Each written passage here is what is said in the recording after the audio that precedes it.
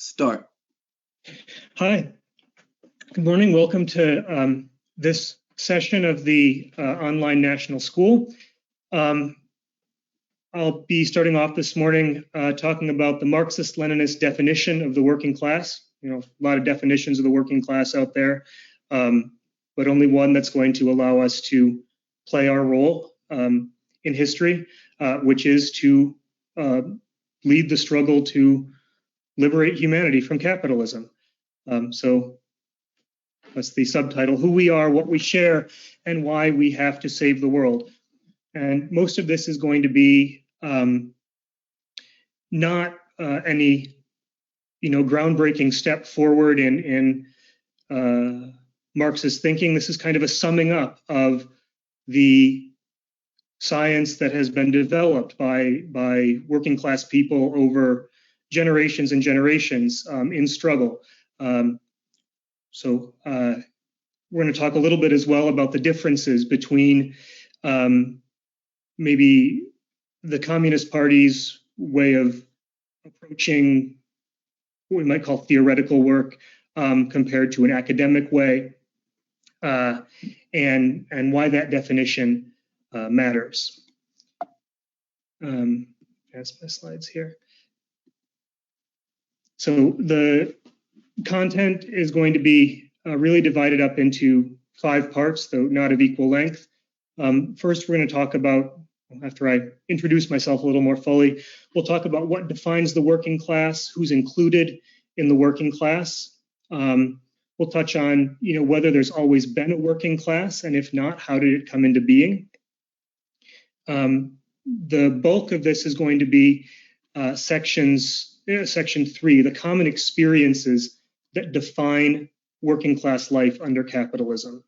And that's where I hope we can take some time for discussion when the presentation's over, about how we see some of what Marx and Engels and Lenin are talking about in our own workplaces, in our own lives, and in the struggles that we're engaged in. We'll ask the question of whether the working class has a culture of its own and what's the basis of that culture. And finally, we'll talk about competition and collective power, the great contradiction at the heart of capitalism, the one that Marx sums up by saying that what the capitalist class produces above all are its own gravediggers. The fact that as the working class grows, as it works more and more collectively, it develops the strength to challenge capital. So that's kind of the brief overview of what we're going to do. I think I'll kind of start off with who I am and how I became a Marxist. As I said, my name is Scott Hiley. I grew up in a working class family in northern Pennsylvania, in a small rural town. My dad worked in construction. My mom was a childcare worker and then a clerical worker at a hospital. I was the first person on either side of my family to do a 4-year college degree. I ended up going on to graduate school and became a professor of French and French literature. And I never really studied Marxism as I was going through my academic career. Even though I worked on literature and economic and legal history of the Middle Ages, it wasn't, aside from kind of broadly a historical materialist perspective, it wasn't really any significant engagement with Marxism. And the way I encountered Marx and Engels really was trying to fill in kind of holes in my training, read up on the great thinkers, be conversant with their ideas, this and that. And I was doing that when I had my first real university job. That was in 2007 to 2009. I was teaching at Reed College. And my second year was a 2-year position. I was on the job market. Jobs in medieval French literature are not easy to come by. And this was also at the lowest point, the worst point of the economic crisis of 2008 to whenever it will end. And in the middle of all that, staring down the face of unemployment and so forth, I came upon this passage from Engels' Condition of the Working Class. I'm not going to read the whole thing because we're going to talk about it a little bit later, but who assures the worker that they're going to have work tomorrow? No one. The worker knows that any turn of events could put him out of a job. He knows that though he may have the means of living today, it's very uncertain whether he shall tomorrow. And, reading that just, it hit me, right? That, that I was a member of the working class, that my colleagues who'd spent their whole lives saving for retirement and then had, a year away from retirement, half their savings stripped away by this crisis. This is exactly what Engels was talking about, this sense of insecurity. And that for me was a pretty kind of profound thing. And it started me down the road of reading Marx, not out of intellectual curiosity, but as a kind of a political and philosophical guide. And over my next few years teaching in university, I did end up getting a job, and I was able to, as I was developing as a Marxist and joining the Communist Party and seeing how things worked there, I was also looking at how Marxism happened in the academy, or how it was done. And it's very different. So on the academic side, you produce research because you need to get a job and hold a job.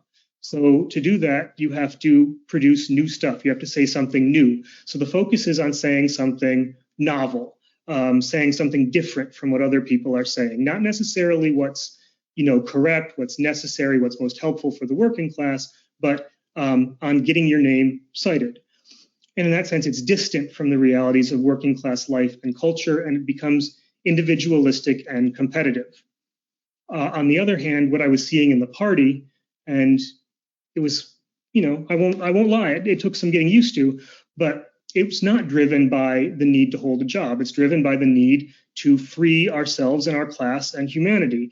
And the focus is not on saying something new, it's on developing this collective experience and analysis that has been carried on by generation after generations of workers.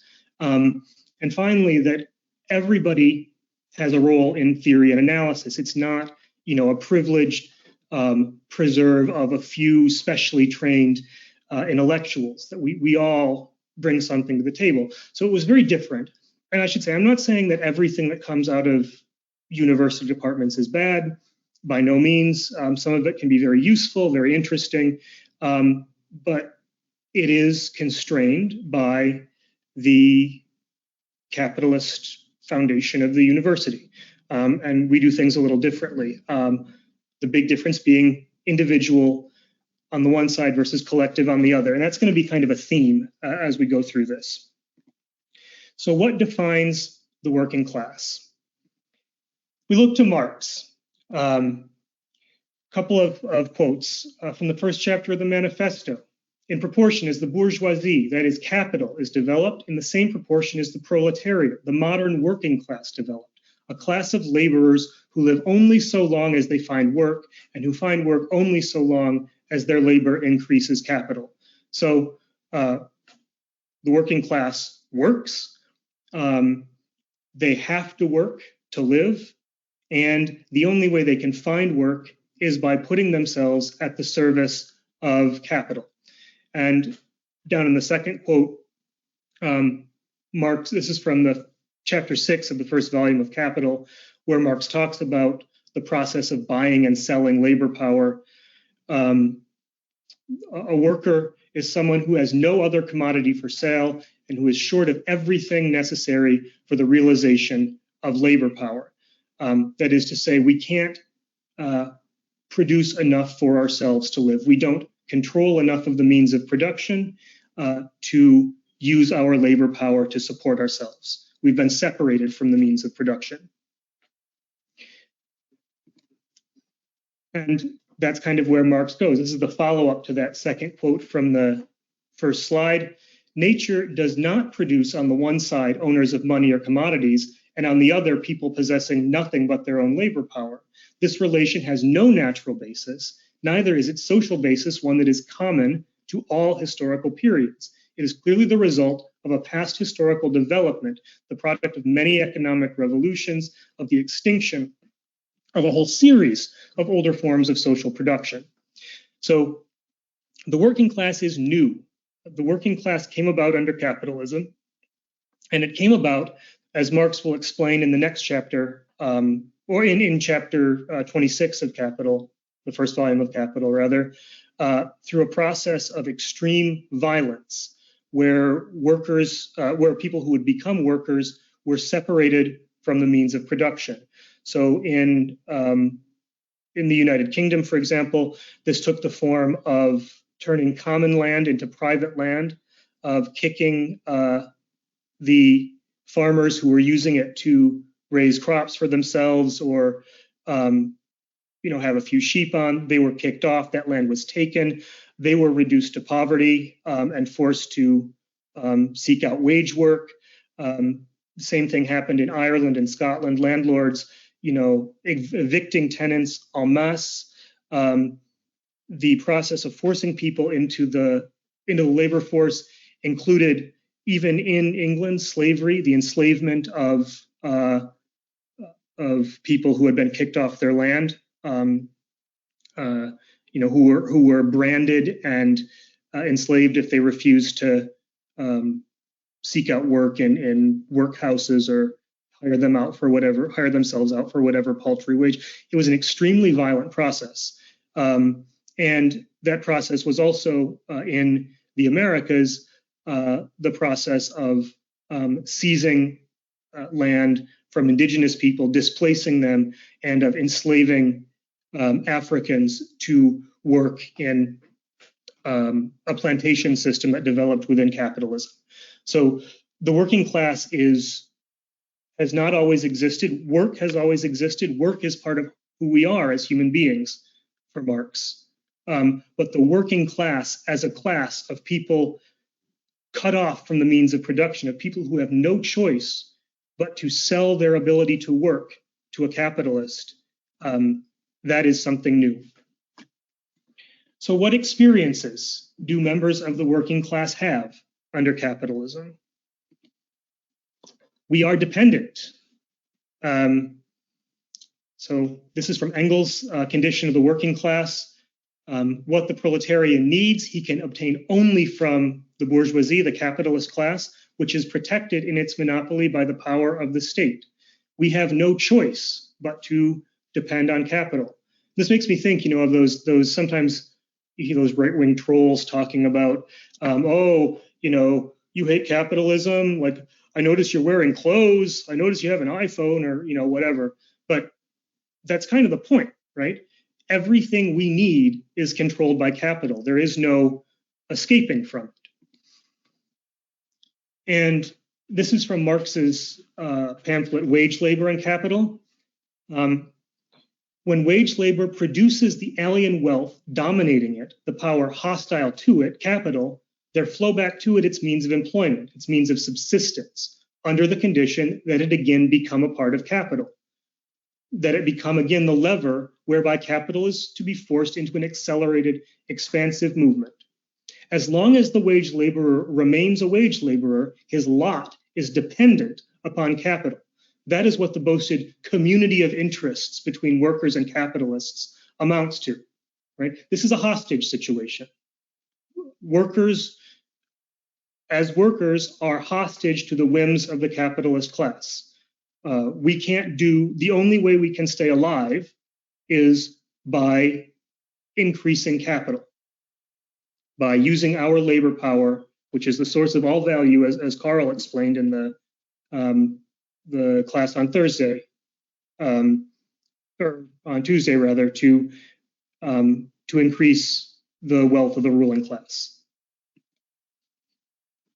And as capital accumulates, as the wealth of the capitalist class grows, the dependence of the working class grows. This is one of the really interesting parts about Marx's argument. And he develops it mostly in chapter 25 of Capital. It's called the general law of capitalist accumulation, that the more capital accumulates, the more the wealth of the capitalist class grows, the worse it gets for workers, right? Which is exactly the opposite of the argument that most bourgeois economists make, right? They'll talk about, oh, as productivity rises, wages will rise, and we'll grow the whole pie, and you might not get a bigger slice, but your slice will be bigger anyway, this and that. And Marx says, no, that's bullshit, right? And this is one of my favorites. This is, Marx says, in the best possible case, when productivity is growing and the economy is growing, and there's a job for everybody and wages are going up. It says, a rise in the price of labor as a consequence of the accumulation of capital only means, in fact, the length and weight of the golden chain the wage laborer has already forged for himself allow it to be loosened somewhat. When wages go up because of a demand for labor, it still keeps workers in dependence on the capitalist class. This is a defining feature of the working class, is our dependence. And another is that because of this dependence on the capitalist class, we have no security, right? And this is the quote from Engels that I started with, but I'm going to go through it a little more length now. True, it is only individuals who starve, but what security has the worker that it may not be their turn tomorrow? Who assures them employment? Who vouches for it that if for any reason or no reason his lord and master discharges them tomorrow, they can struggle along with those dependent on them until they may find someone else to give them bread? Who guarantees that willingness to work shall suffice to obtain work, that uprightness, industry, thrift, and the rest of the virtues recommended by the bourgeoisie are really their road to happiness? No one. He knows that they know that they have something today and that it does not depend on themselves whether they shall have something tomorrow. They know that every breeze that blows, every whim of their employer, every bad turn of trade may hurl them back into the fierce whirlpool from which they have temporarily saved themselves, and in which it is hard and often impossible to keep their head above water. They know that though they may have the means of living today, it is very uncertain whether they shall tomorrow. This work, Engels' Condition of the Working Class, and especially the chapter called The Great Towns, is really, for me, one of the most profound pieces of working class literature and science that has been produced, because Engels came to England as a young man to learn the business of running a textile mill. His family was a wealthy textile producing family, and he was destined to be a member of the ruling class. But he observed and studied the condition of workers and wrote this incredible, some people consider it the first scientific work of sociology, in fact. And the whole thing is animated by this outrage about the condition of workers. So I really do recommend that work. So again, this is insecurity, precarity, which I'm sure all of us have felt at one point or another as workers. It doesn't matter, if at one point we're making a comfortable salary, we have no trouble making rent, we have a little left over at the end of the month. All it takes is one setback.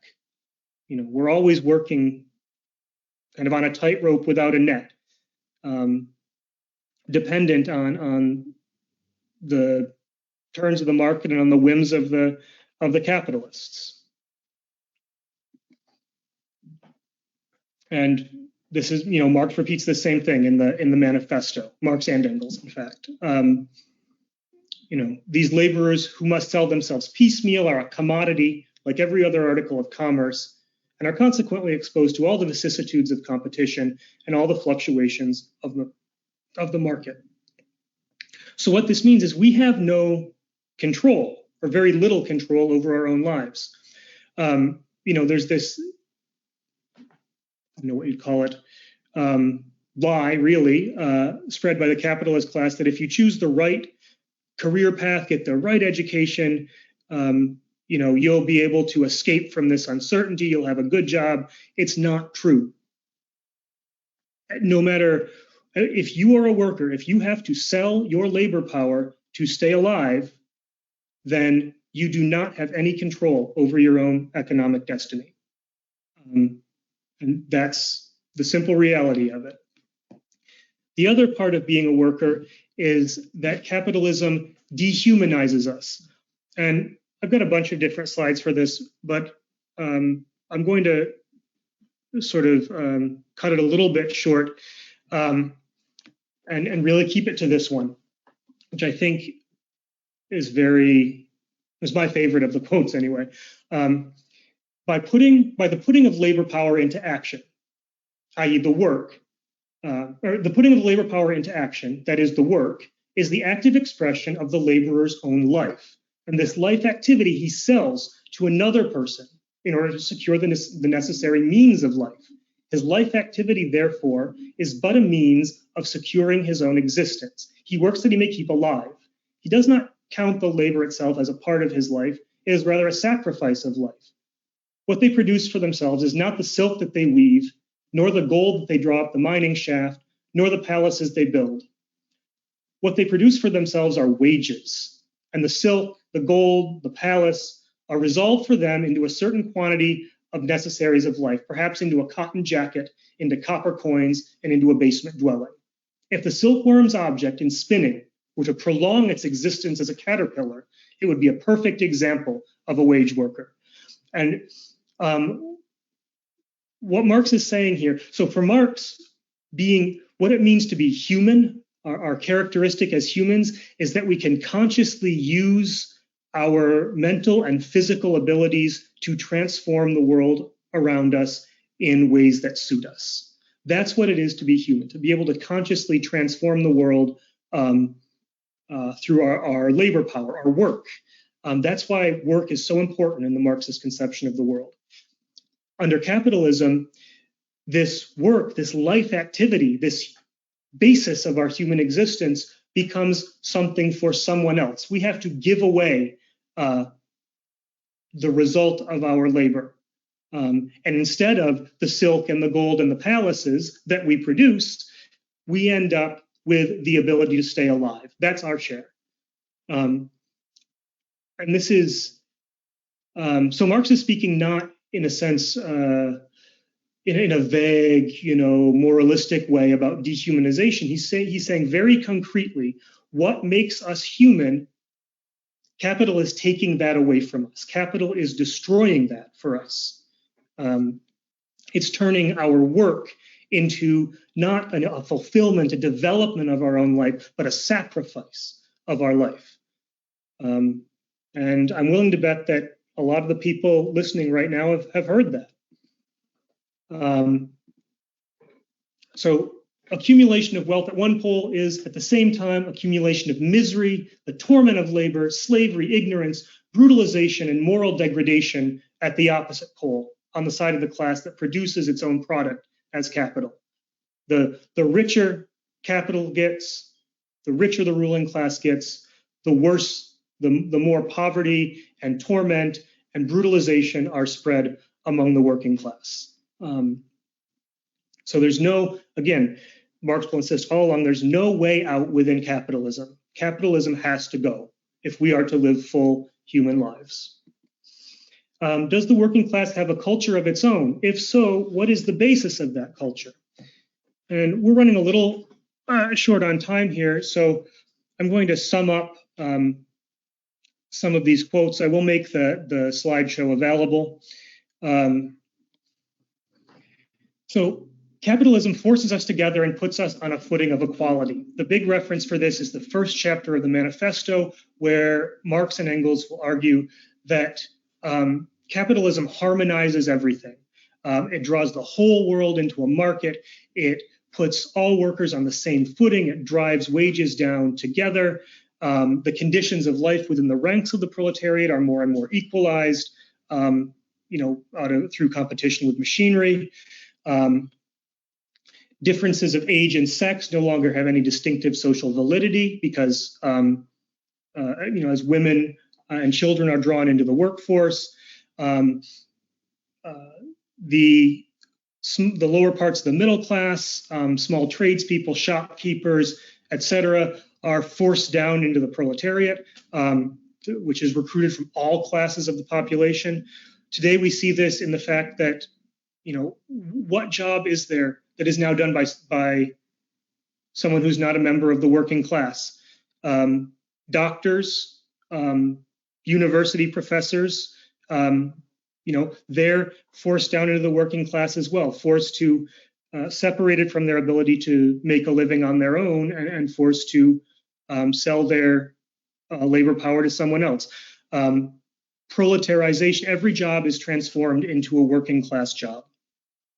So it brings us together, it puts us on a footing of equality, and that is the basis of a working class culture, right?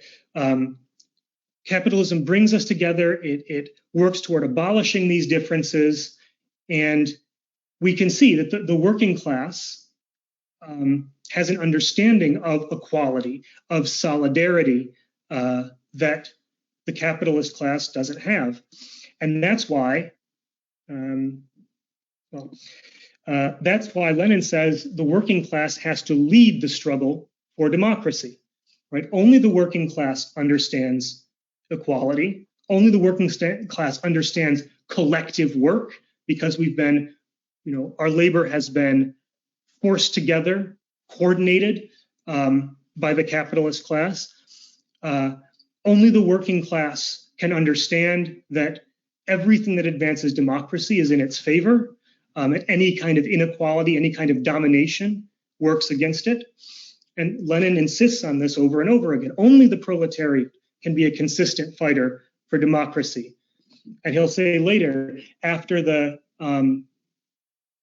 October Revolution, that the bourgeois republics, they talk a good game about equal rights for women, about religious freedom, about the rights of national minorities, but none of them have solved it. Whereas, in the first days of the October Revolution, we solved all of those problems in our socialist struggle. So that's what the working class is called to do. The working class, because of its place within capitalism, because of its common experiences, because of its understanding of both equality and oppression, has to lead the struggle for liberation. We can't do that effectively because capitalism is constantly putting us in competition with each other. It's any possible grounds for competition.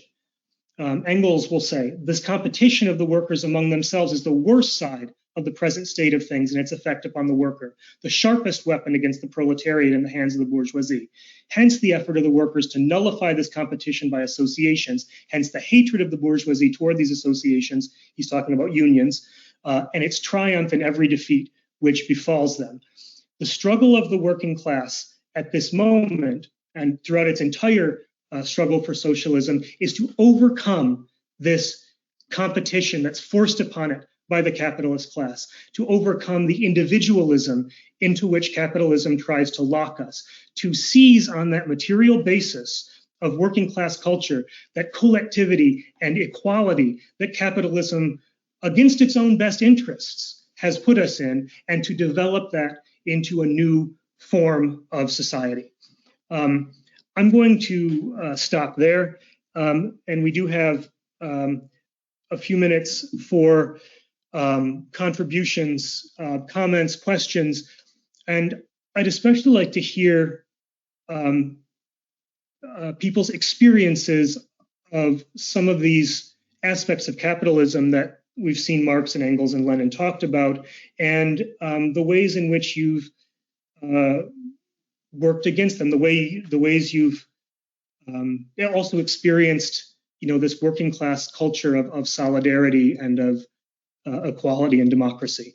Thank you. Dee, if you could open the floor. Okay, thank you, Scott. There will be a second part to this class, so please stay with us.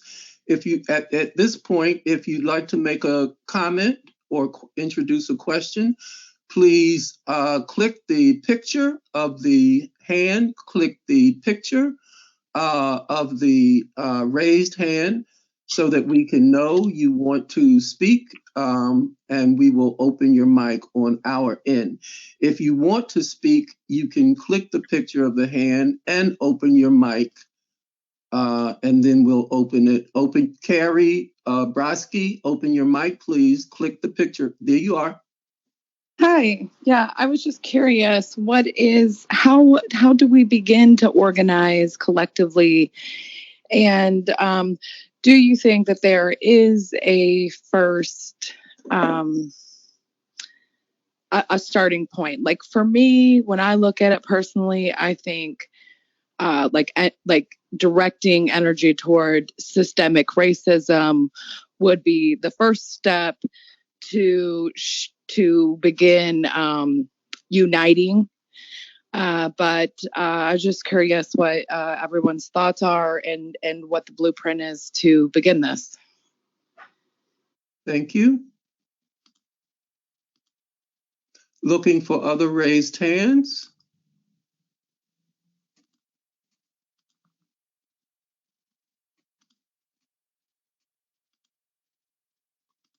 Karina, your mic is open. Please open your mic on your end.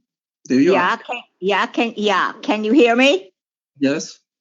Oh, one thing that I would like this good gentleman to get into is how capitalism divides the working class to unite against itself, subdivisions of the working class. For example, one minority against another, blacks against Chinese immigrants, everybody uniting against women. And then at the bottom of the barrel, there are the disabled workers who are united against by everybody. Can you get into a little bit into how the subdivisions are encouraged by capitalism to fight against each other?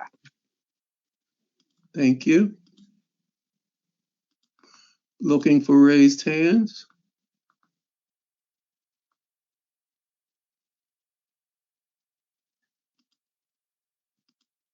Kevin, your mic is open. Hi. I was wondering, Scott, do you think that the professional managerial class is a useful subcategory for contemporary developments in capitalism, or do you think it obfuscates? Like, do you think it's useful or unnecessary? Because I've heard it used different ways by different Marxist theorists, and I just wonder what your thoughts on it are. Repeat that question again. Okay.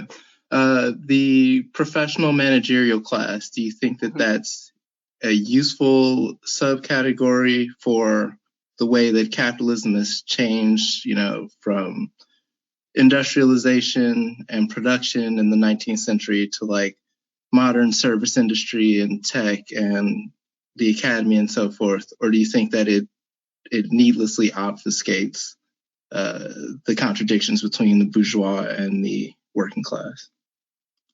Thank you. Looking for raised hands.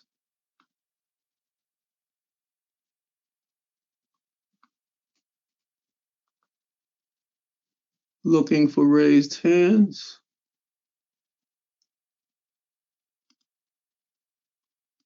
Michael, your mic is open. Michael, yes. Yes, the question I had would be, what would work and the market look like after a socialist transition, when there was no more exploitation of surplus value? What would work look like, employment, things like that? Thank you. Looking for more raised hands.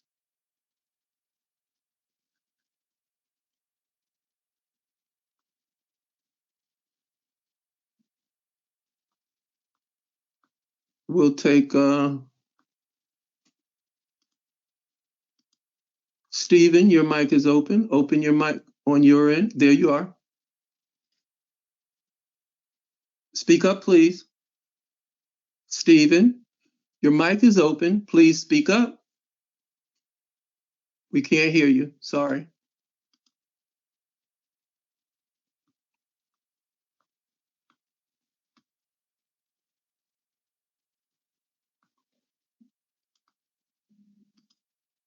Mushin, your mic is open. Thank you very much. Professor Hari, I have a couple of questions. One is that isn't there a change going on in the working class because the level of education, all the technology people that are coming into the workforce, a lot of women coming into the workforce, and that generally, I think it's true that the level of education is going up quite a bit in there. And does it make a difference in the composition of the working class? Who is working class, who is not working class? I always understood that it is basically defined by a relationship with means of production. If you are not an owner of the means of production, you do not belong to the working class. Basically, that's one issue. Second, to the way that you started the discussion with the differential between academic Marxists and non-academic Marxists, it concerns me a little bit because in the what is to be done, Lenin talks about the role of the revolutionary working class. They're supposed to be helpful in the raising the consciousness of the working class. So that concerns me about making that differentiation where we are doing basically. And third question is that you may not want to answer it. What do you think of Frederick Jameson as a American Marxist? Thank you very much. Okay, you have a short period of time. Maybe you want to. Yeah. So I guess I'll respond to these questions or these comments and questions now, and then we'll see where we are with time. you have what is it, 7 minutes? Okay, yeah. So I don't think we'll be able to take any more. How do we begin to organize collectively?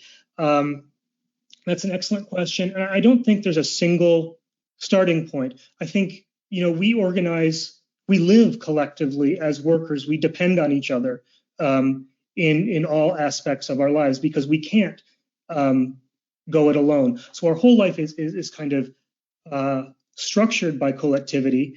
And there are a lot of ways of developing that, consciously and politically. The labor movement is obviously one. So organizing your workplace, or if you're organized already, getting involved in your union, getting involved in political struggle, whether around a candidate or around an issue is another. Developing, as Carrie suggested, the fight against systemic racism is yet another. So it's basic. So what we are supposed to do as communists is kind of infuse all of our work and our lives with this spirit of collectivity. So it happens everywhere, and eventually those struggles converge, which is what we're seeing, I think, now. To Karina's question, yes, absolutely. The divisions of white supremacy, of male supremacy, of ableism, of homophobia and transphobia are massively powerful weapons in the hands of capital. They turn workers against each other. They twist and deform class consciousness, which is what I think you see among the sort of fascist leaning end of the spectrum. It's an attempt by the ruling class to take this. Class consciousness is rising. People know that capitalism is not working for them, but a way to take the anger that should be directed at capital and turn it against other sections of the working class, to provide some identity, national identity, racial identity, whatever it is, white identity as a substitute for working class identity. And we have to struggle against that constantly and in every sphere. And in fact, speaking of competition, during the American Civil War, Marx, in his role in the leadership of the First International, carried on a campaign of agitation and education among the workers in England, the textile workers, because the English bourgeoisie, the textile manufacturers, favored the South. They wanted cheap cotton. They wanted cotton to stay available. So they tried to bring workers into this idea that, you know, the Civil War, the war for the liberation of enslaved labor in the United States, was somehow contrary to their interests. And Marx said in article after article, no, that's not the case. And he eventually, you know, culminating in Capital, where he says labor in the white skin cannot be free where labor in the black skin is branded. So Marx understood very, very well the role of these divisions in hobbling the working class. The professional managerial class, is it a good category? As a class category, absolutely not. There's a working class, and there's a capitalist class, and there's a middle class that I think we need to do a better job of understanding. But there is a section of the working class that has managerial duties, that is it's a stratum. Is that the word? Stratum of the working class. There are attempts to turn that section of the working class against others. There are people who exercise professional and managerial functions who are not members of the working class, you know, CEOs, executives, whatever, whose pay doesn't come out of the wage pool, but out of the surplus value that's generated. But no, I don't see it as a good class category. And in fact, managerial work, the work of coordinating labor, is something that will be required under socialism, but not pressed into the service of capital, obviously. What will work and markets look like after the transition to socialism? Well, at the beginning, probably, I mean, we're not going to see a disappearance of wage labor overnight. Although eventually that wage relation where we give up our own work will disappear. Instead, what will happen is that we will have the freedom to transform our conditions of work, to decide collectively, both on the level of our jobs and on the level of society, how the value we produce will be used. So it will be kind of in the terms that Lenin used, an advance of democracy, a massive democratization involving a rise in wages, an elimination of the insecurity that, you know, people face, where you're worried that you can't leave a job because you might not be able to pay your rent for the month. So you have to stay in a dangerous job or one where with an abusive boss or something like that. And that's going to be the democratization, I think, will be the big turning of the corner. Revolutionary intellectuals, the role of revolutionary intellectuals. I think Lenin was writing about the working class at a very particular stage of development. Most of the working class in Russia was illiterate. When Marx was writing, a good portion of the working class in England had little to no formal education. And so the ideas of class struggle had to be brought in from outside. That's not the case anymore. The working class has changed. We now have, we have a very highly skilled, highly educated working class. We have a working class that is capable of that does in fact already run production. The capitalists have almost no role except for holding the means of production. So the role of the need for intellectuals to come into the working class is not something I think that's really a pressing thing. Instead, we have the need to develop intellectuals out of the working class, and more that's happening. And Frederick Jameson, I do enjoy some of his work, and I think especially his work representing capital, which deals largely with the 25th chapter of Capital, the general law of capitalist accumulation, is a very good one. But he's not somebody who is accessible, easy to engage with, even for me, even as somebody who has a lot of formal education. So thank you all for your time and attention, and I'm going to turn it back over to Dee. Okay, thank you, Scott. And we will move into the second portion of this class, which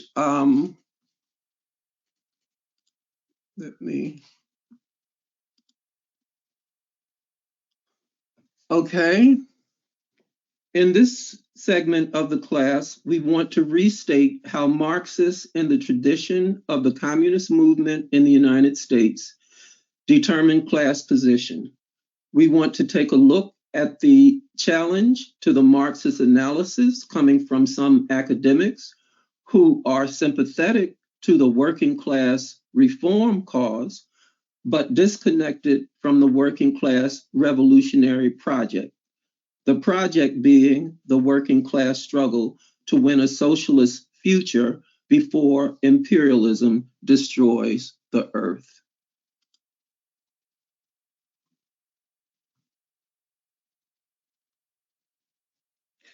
Marxism states very clearly that human societies are organized on the basis of socio-economic systems.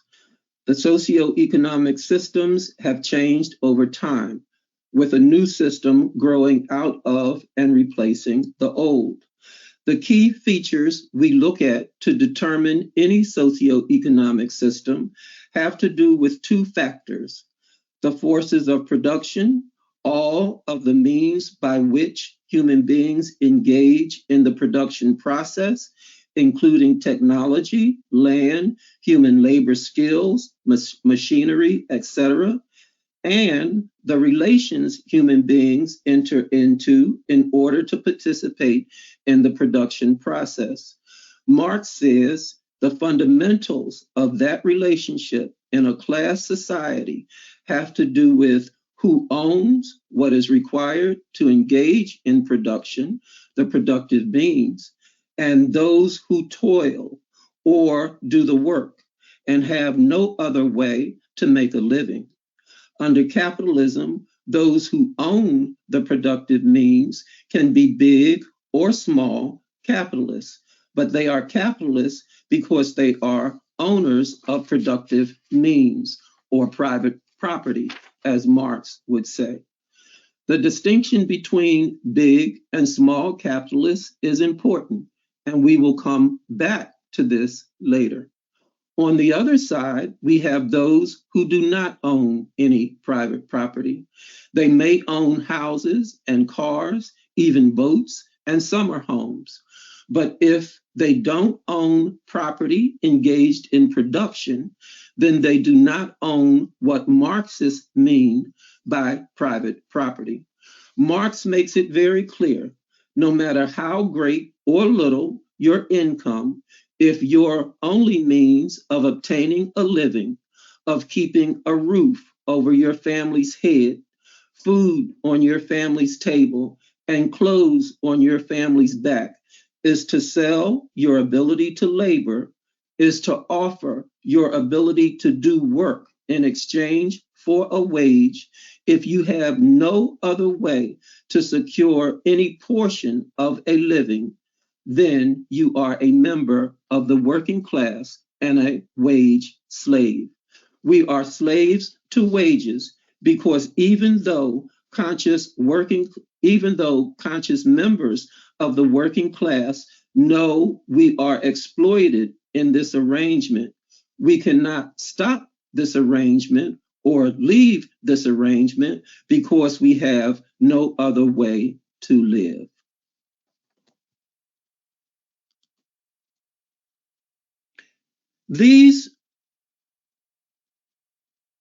There are objective factors that all members of the working class face in common under capitalism, no matter race, gender, nationality, age, etc.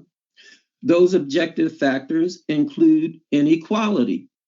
The mere fact of being a member of the working class means you are in a position of inequality. We normally speak of inequality as it relates to race, nationality, and gender. But Marx says the reason why democracy under capitalism is deformed and limited is because of the fundamental inequality between those who own productive property and those who do not. All other inequalities under capitalism become linked and intertwined with inequality based on class.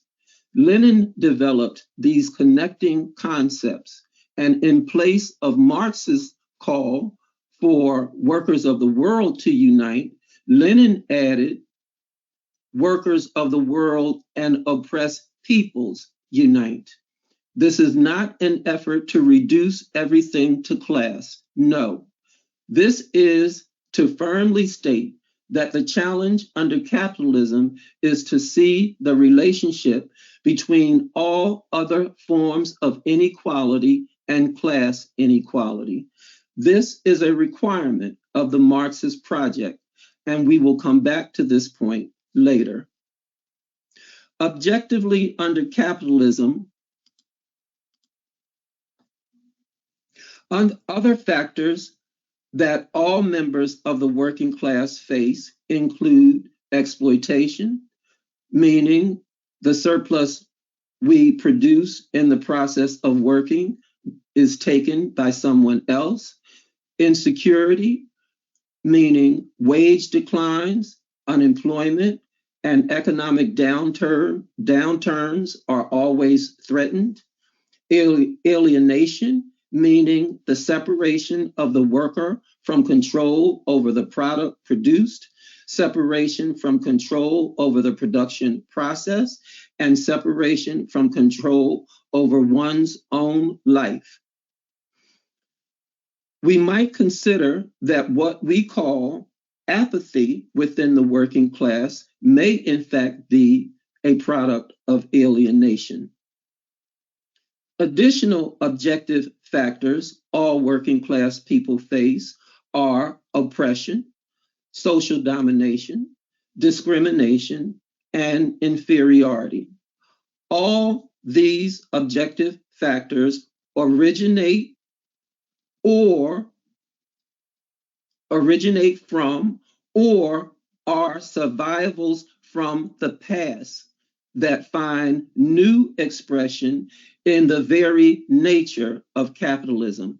And all working class people experience these objective realities to one degree or another. All working class people suffer the ills of capitalism, and we have to acknowledge that there are added factors that increase the degree of suffering: race, gender, nationality, and age, to name a few. Because capitalism facilitates our exploitation and oppression as working class people, it renders all of us unequal to those who own, be they large or small capitalists. Academics sympathetic to the working class reform cause say the concept of the working class as developed by Marx is outdated, and that today the working class has segmented into three separate classes distinguished not by ownership or no ownership of productive means, but by the control, power, and authority one has in their workplace. All those who have a college degree, no matter how little they earn, are candidates for the middle class in this framework. The middle class is said to be a separate class from the non-college educated working class, who are said to be in a separate class from those who are poor. It is not one model. Academics differ as to who's, where, and why, but the commonality is that academics know of but replace the Marxist framework for a deviation that might win them some attention for originality in the world of academia. Maybe that's an explanation. There could be others.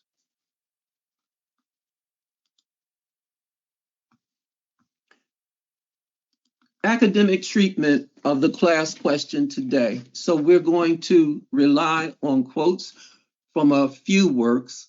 Barbara Jensen, who is a white woman who hails from the non-college educated segment of the working class, but then went to college and became a psychologist. And so she shares her experience. All of these people are white, and they're, except Bell Hooks, and I'll talk about her later. And they're sharing the experience that they had within the white community as they moved from non-college educated non-college educated segment of the working class into the college educated segment of what is called the middle class by these academics. So, quote, in middle class life, getting at least a 4-year college degree is expected, and it matters a lot whether one goes to the best schools. Quote, I uncover a wide cultural divide between the professional middle class, who mostly use their minds to work, and the working class, who use their hands and heads, end of quote. Quote, the function of the BA degree is to certify that a person is a candidate in good standing for the middle class. It is the great social divider that distinguishes the working class from the middle class. End of quote.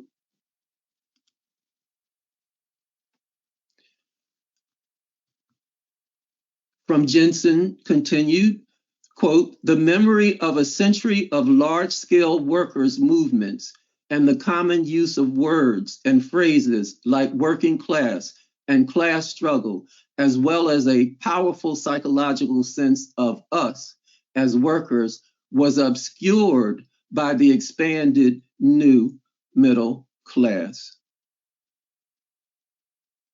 End of quote.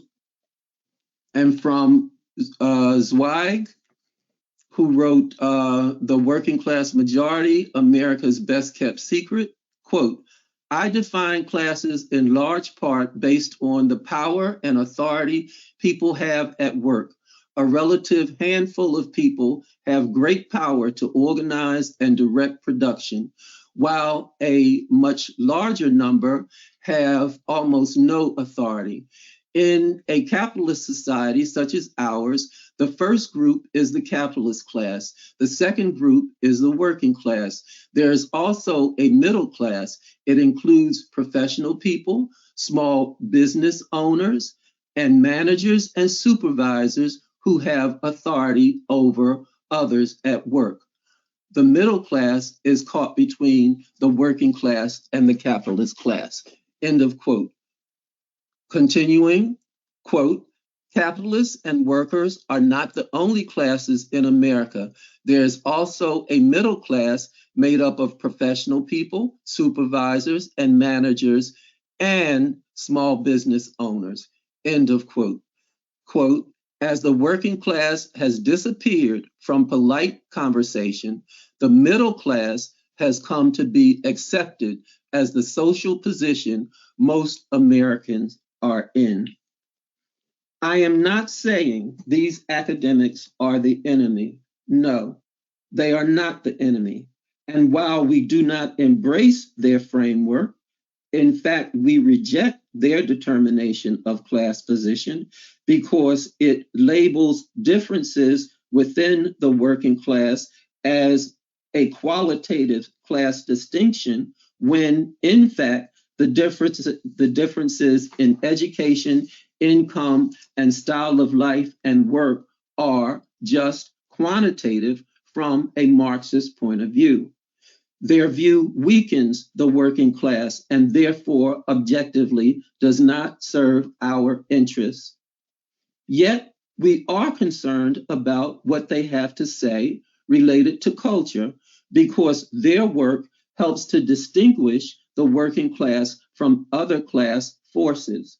While the academics say they are describing the culture of the middle class, by their own definition, they are describing the culture of the small capitalist or petty bourgeois class whose influence over the higher income sections of the working class is evident.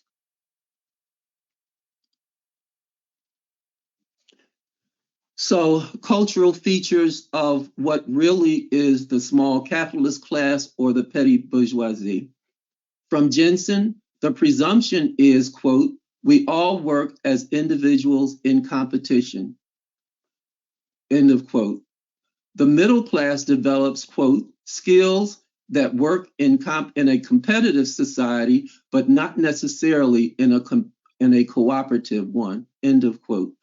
The quote, the cultivation of the ego-heavy I, end of quote. Quote, the longer people have belonged to the American middle class, the more individuality, competition, and having power over others figure significantly into what feels right, end of quote. Quote, individuality, standing out, and competition are central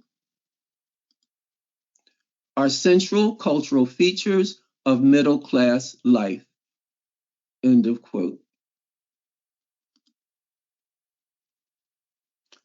Quote, the upper middle class sets the standards that the rest of the middle class, and remember, we know they're talking about the small capitalists, the petty bourgeoisie.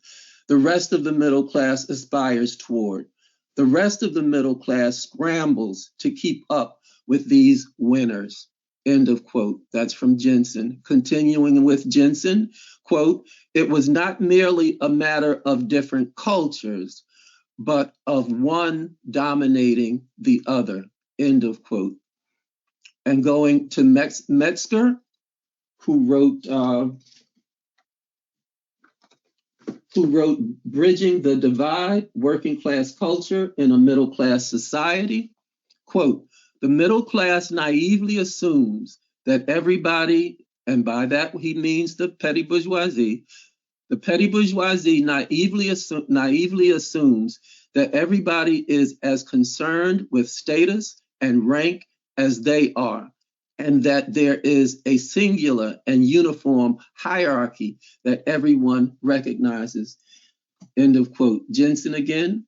The quote, the middle class is employed by the upper or capitalist class to inflict severe control and sometimes appalling abuse and neglect on so-called lower class workers, end of quote.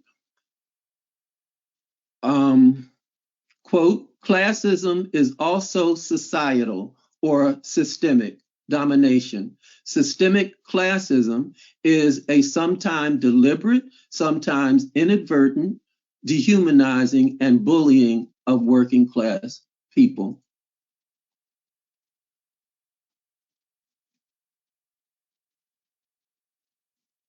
As we can see, these cultural traits aid the individual to distinguish themselves as independently successful, and their college education, income, and control and authority in the world of their work life proves it. Individualism, interpersonal competition, and independence are their cultural highlights.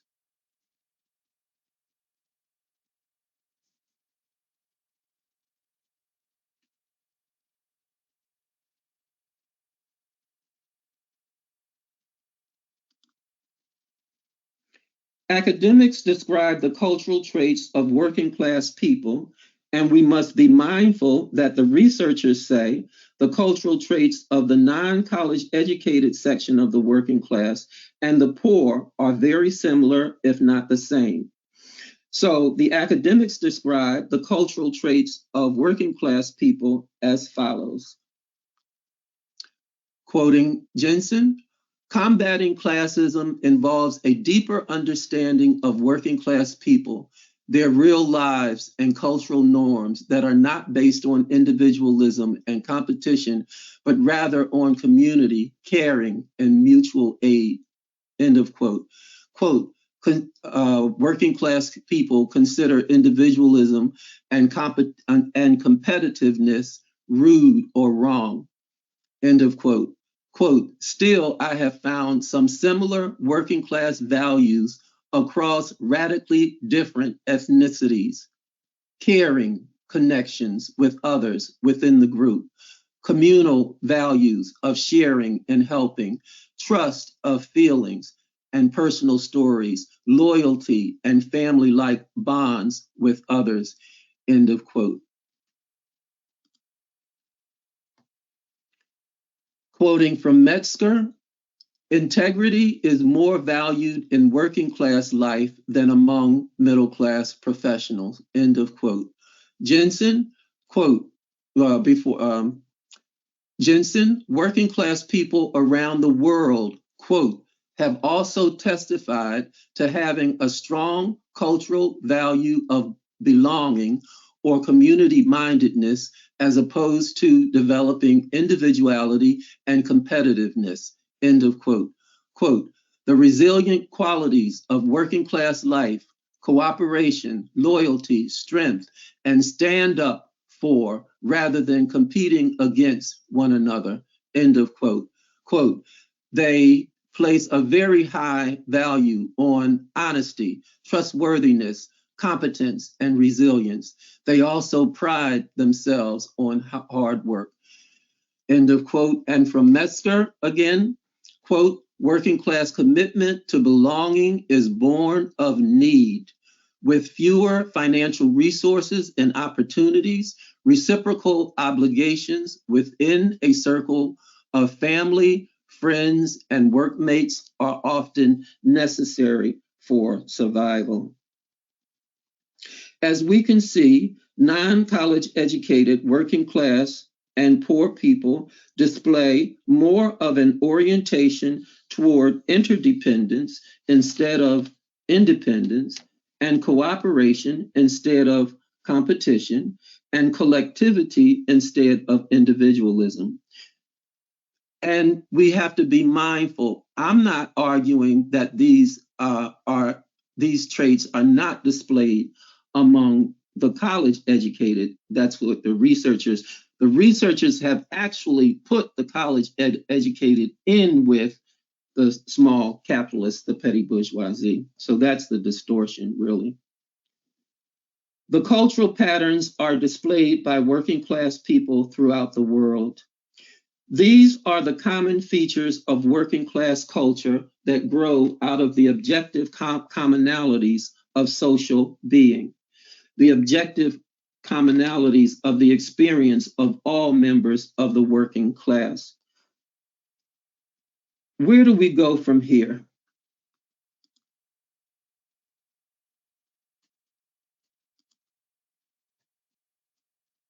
The capitalist class is attacking the working class from all sides. We're in a difficult situation, so what is the way forward? As Zweig says, and he wrote the book, The Working Class Majority, America's Best Kept Secret. As Zweig says, quote, anger needs a target, hope needs a way out, end of quote. In response to the assault on the working class by big capital, what if we initiated a massive campaign to reassert our working class identity, culture, and the struggle for the advance of our rights as a class in this country? African Americans have an interest in this effort. From a Marxist point of view, it is the only path to our victory as a people. The working class identity helps white working class people to understand who they are. The reality is only by understanding who they are as working class people can they understand who we are as part of the working class, but also as an oppressed people who experience oppression across class lines, experience oppression as a whole.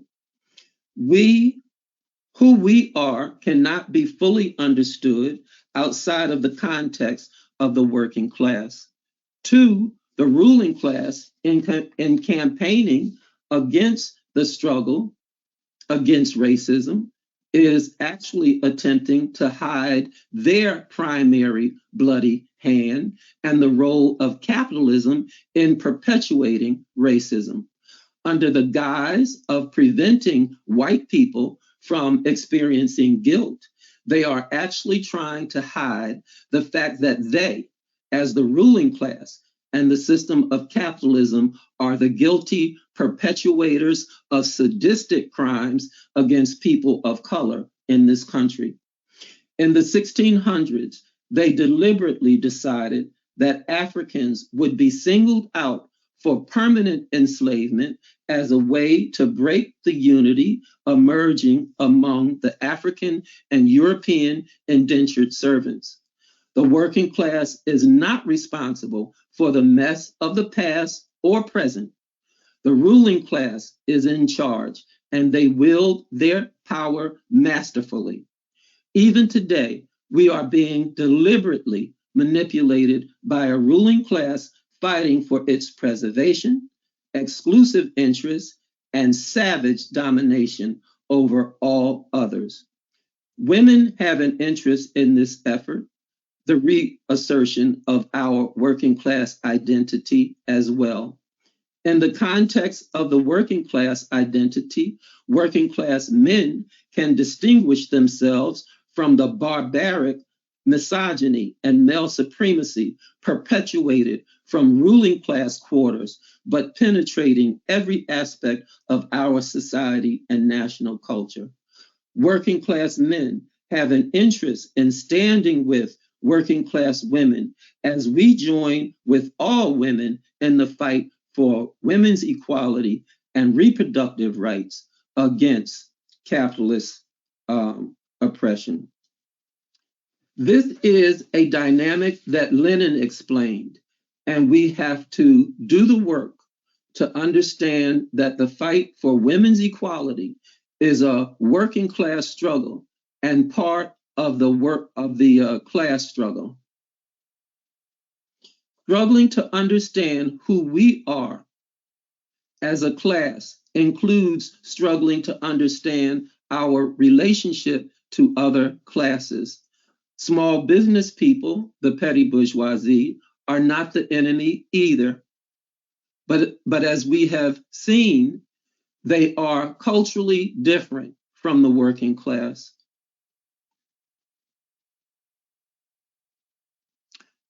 Let me see what the time is. So here we have a collection of quotes that indicate that the the so-called middle class is also suffering.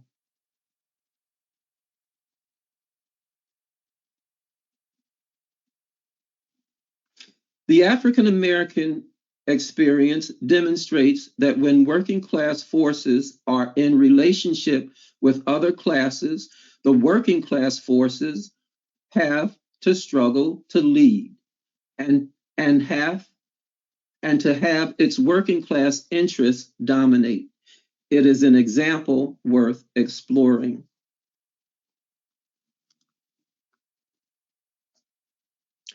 Our working class identity in all its different ethnic, racial, national, gender, age, ability, flavorings has the purpose of distinguishing us historically as the working class from ruling class abuses and the crimes of capitalism, strengthening the subjective basis of unity by developing a deeper understanding of the objective reality that we face in common and the degrees of difference in extra exploitation and added oppression, which provide billions more in extra profits from and added suffering for people of color and women workers.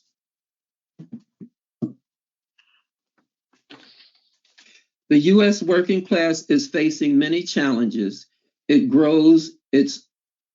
must grow its organized section, and it must grow the class unity in the fight against racism and sexism. And we must grow our identity as the working class.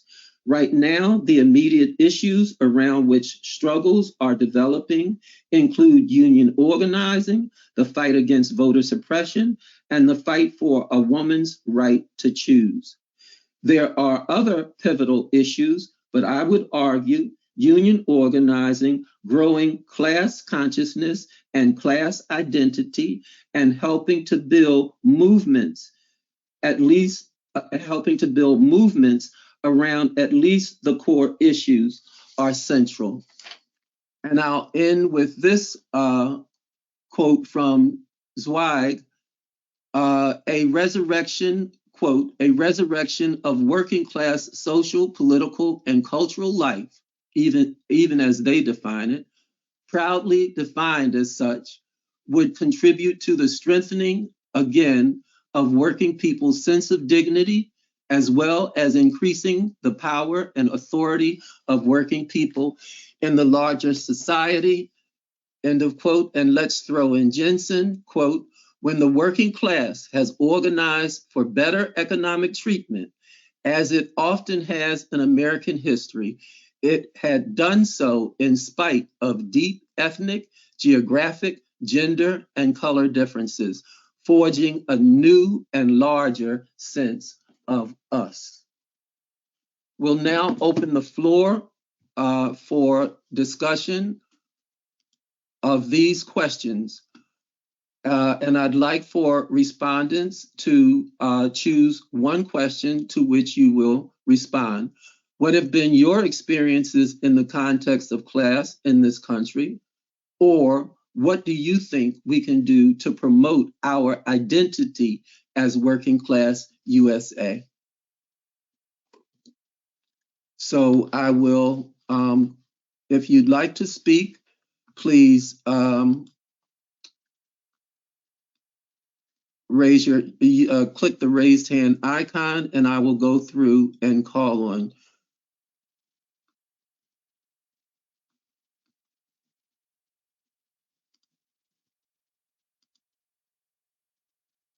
Giles, your mic is open. Can you hear me? Yes, we can. Oh, good. Yeah, throughout most of my life, I was always told like everything I'm doing is wrong, and I've always seen how other people seem to have direction and I don't.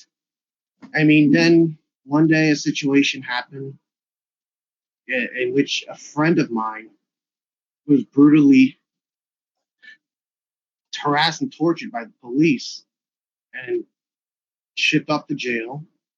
Didn't get a chance for him to say anything. And then when he come back, he was like a mindless vegetable. Couldn't even say words or anything. I don't think they did damage to his throat or anything, but it's like he's lacked cognition. And then that was the day I started to question everything, including capitalism. And then we're going to try to get some other people, Giles. So if you can sum up, please. Oh, sure. Right now we live in a time we can make the case for communist ideals and stuff. But whenever elections happen, that's when people want to do the messaging. What I want to know is, can we keep the message going even if we lose elections? Because you got to strike with the iron tile. Okay, thank you. Looking for more raised hands.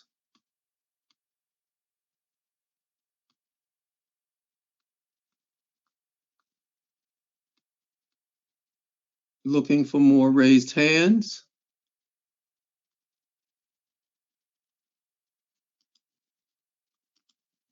Luke, you can open your mic. Thank you. First of all, thank you, Dee, for the presentation. It was great.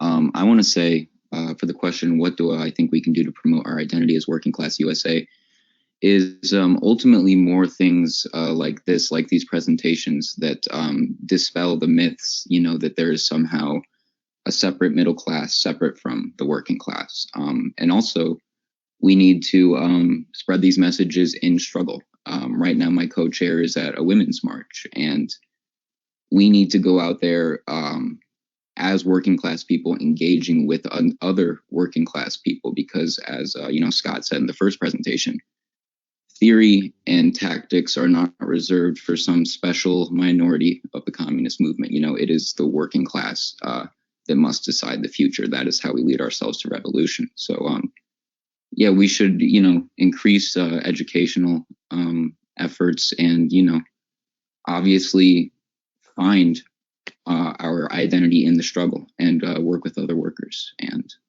that's what I have to say. Thank you. Looking for raised hands.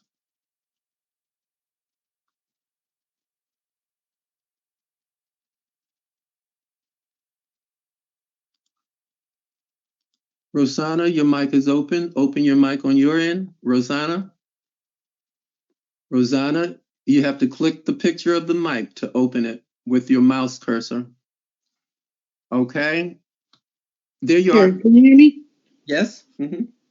Okay, yeah, I wanted to kind of share an experience I had in its application of the theory and everything like this. When I was younger, I worked as a teacher aide and for adults with developmental disabilities, and we were pretty much all women.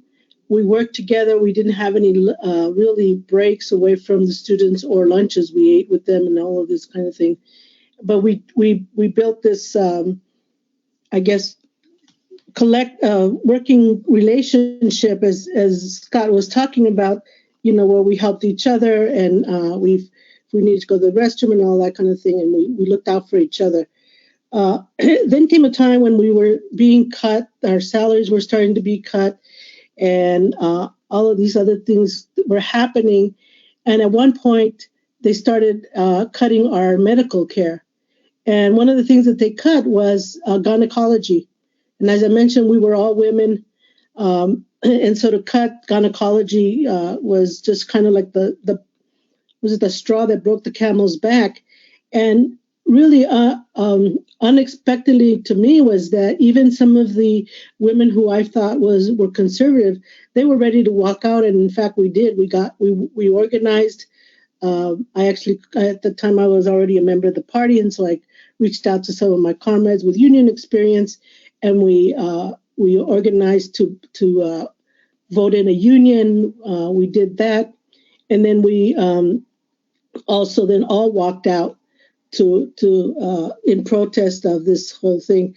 So I say this because sometimes we are looking perhaps for kind of set guidelines or blueprints or things like that, and it really happens in your workplace, in your community, as you're working together, you're building these relationships, and there comes a moment, an opportunity that you will see, because you've been in this scene, in this building of this community, or participating in this, that the moment will come where it's time to move to the next level of building that consciousness, of building that worker power, and being able to organize at a deeper level. That's it. Thank you. Okay, thank you. Looking for raised hands.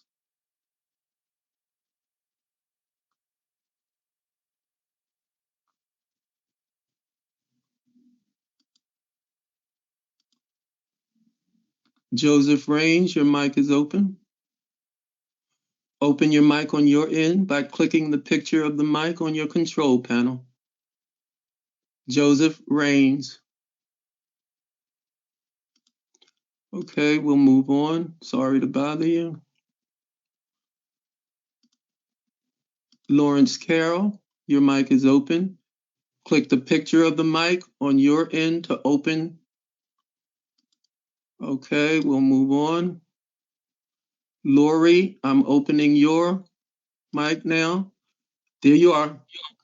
Thank you so much for that excellent presentation, Dee. I just wanted to say in the response to the second question that those two sets of values that you were contrasting, the values on individualism and competition, are profoundly alienating and mentally unhealthy values, and they rob people of life satisfaction. And it's the working class values that actually provide people with sense of belonging and identity. And it seems to me that that's something that people are often just missed when they're taught to define success as like standing out from other people and so on. And, maybe if it's possible to kind of tear the veil away and to help people embrace those other values that are more revolutionary, but also more healthy for the individual as well.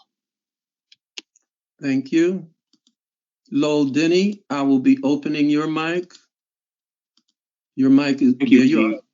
Thank you. Thank you for this presentation. Also, thanks, Scott. I want to answer the first question, which I think dovetails neatly into the second question as well. And it was my experience as a union rep with at my job, obviously.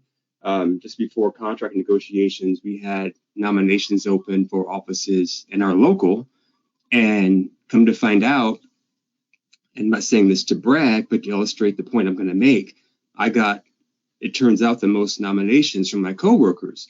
Well, who were these coworkers that nominated me? They ranged the gamut from the apolitical to hardcore Democrats, hardcore Republicans, hardcore non-voters, and hardcore Trump supporters. And what I've learned from that and continue to try to drive home to people who engage in any kind of political forum is that it was around the issues that I fought for as a union rep that my coworkers were interested in. They knew of my membership at that time in the party, and we would argue about that in the break room, have civil discussions, heated discussions. Ultimately, they did not care about that. They cared about our issues in the workplace and how the role I played with them in trying to resolve those issues. That's what became important.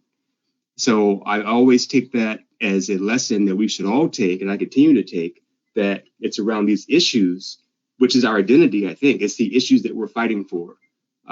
It's not our political affiliations. It's not whether we vote or not. It's how can we resolve an issue like today, women's right to control their bodies, right?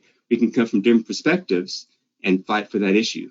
So that's my contribution. Thank you. Okay, so we will end the discussion at this point. I want to thank everyone for your contribution, and I actually want to thank everyone for spending your Saturday morning with us. And I'd like to invite you to stay with us, because in the afternoon, we'll have our last class for this series concerning winning against the threat of fascism today. And that class will start at 1 o'clock Eastern. So we're going to leave everything up and open, and you can just come back, set your timer or whatever, and come back at 1 o'clock Eastern. We will continue to pursue these matters toward strengthening our ability as a class to stand up for ourselves, to relate to other movements that have an interest in advancing the fight for democracy, and creating in party settings what I think are sanctuaries for working class people. Okay, so thank you, Scott, and thank you everyone for participating in this class. We will break now for about 30 minutes, and the next class will start at 1 o'clock Eastern. Thank you very much for participating in this class.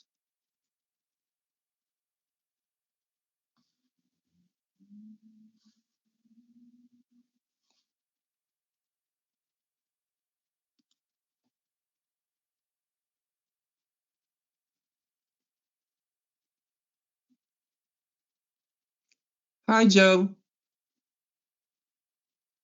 Your mic is closed. Yep. Hello. Hello. Can you hear me? Yep. Can you hear So me? who's going first? Will you be going first or who? No, I will. Joelle's going first. Okay, she's not here yet. Okay. So, yep, I guess I need to just test my stuff here. Now, if I want to, Dee, can I guess I can't play around on the screen yet, can I? Yeah, you can. Okay. So on doing that, okay. Let's see here.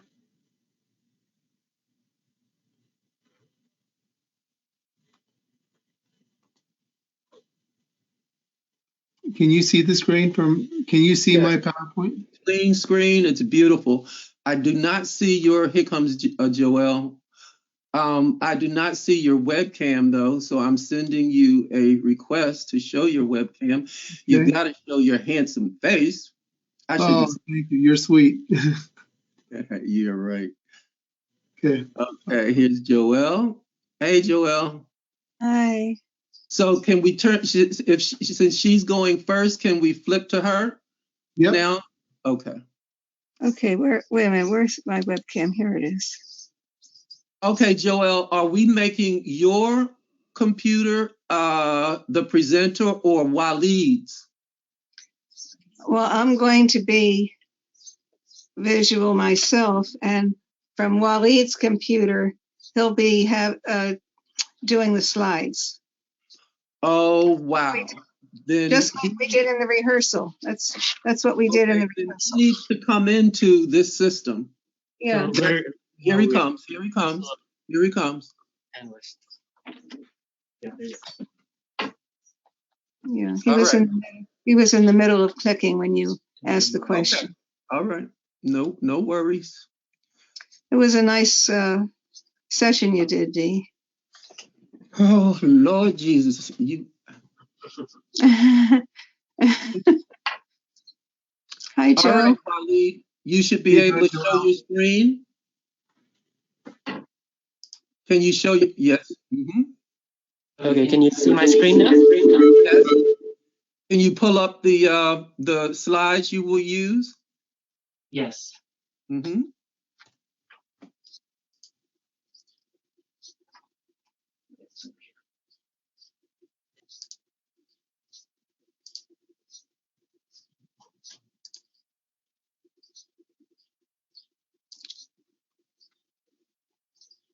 All right, can you see it all okay? Yes. Okay. Okay, so Joelle, what's the form, or Joelle and Joe, what's the format you all will use? I think you told me, but remind me, please. It's right here on the slide. I'm going to present probably 20 minutes, 22, I think. And then Joe will present. And then part 3 is the questions and discussion. Okay, so we'll go from your slide presentation, and then Joe has a slide presentation. Yes. And then we're at questions and discussion. Yes. Okay. So I don't have any other and you also know that at the very beginning, you want to introduce yourself because nobody will intervene, and you're wasting about a minute or two. So that, well, actually you're not. You don't have to, except people will be coming back. So it's not so that it will populate, but it's so that people can come back to their computer. So if you have any other, do you have any other questions or any concerns? I don't think so, Joe. I'll just say my name and then you'll say your name and then I'll proceed, right? Yep. Although I do have a quick question. So, Dee, when I'm ready to do the PowerPoint, my PowerPoint, after Joelle's part 1. How do I do that again? Okay, what I'll have to do is make you a presenter. So Okay. after Joelle completes her presentation, then I will make you just click a button, 2 buttons really, and make you the presenter, and then you'll be able to show your screen. Okay. And then everybody will let me know how that works. If they see it. Good. Well, we'll see it. Okay. So maybe that's when we have intermission and play some music while we're doing. We don't have intermission. I'm just joking. All right, then I'm going to step away until 2 minutes before the start of class time. And so that would be what, 23 minutes from now?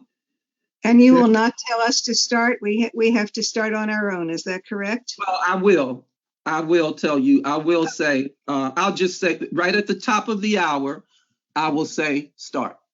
Thank you very much. Okay. So I'll leave you alone so that you can meditate or whatever. All right, then. I'm going to mute. So, Joe, I want to introduce you. This is Waleed Ahmed. That's Joe Henry. And he is here with me, and there he is. Hi, Joe. Hi, good to see you. And he's going to be doing the slide PowerPoint. I told you Art always did that.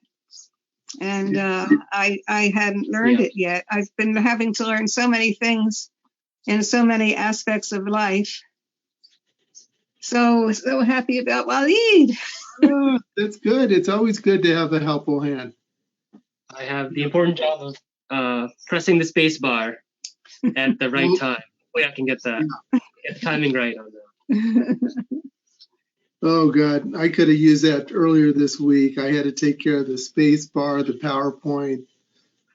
I had to talk in front of these classes in an auditorium where I was there on the stage, and there was no podium, no clicker.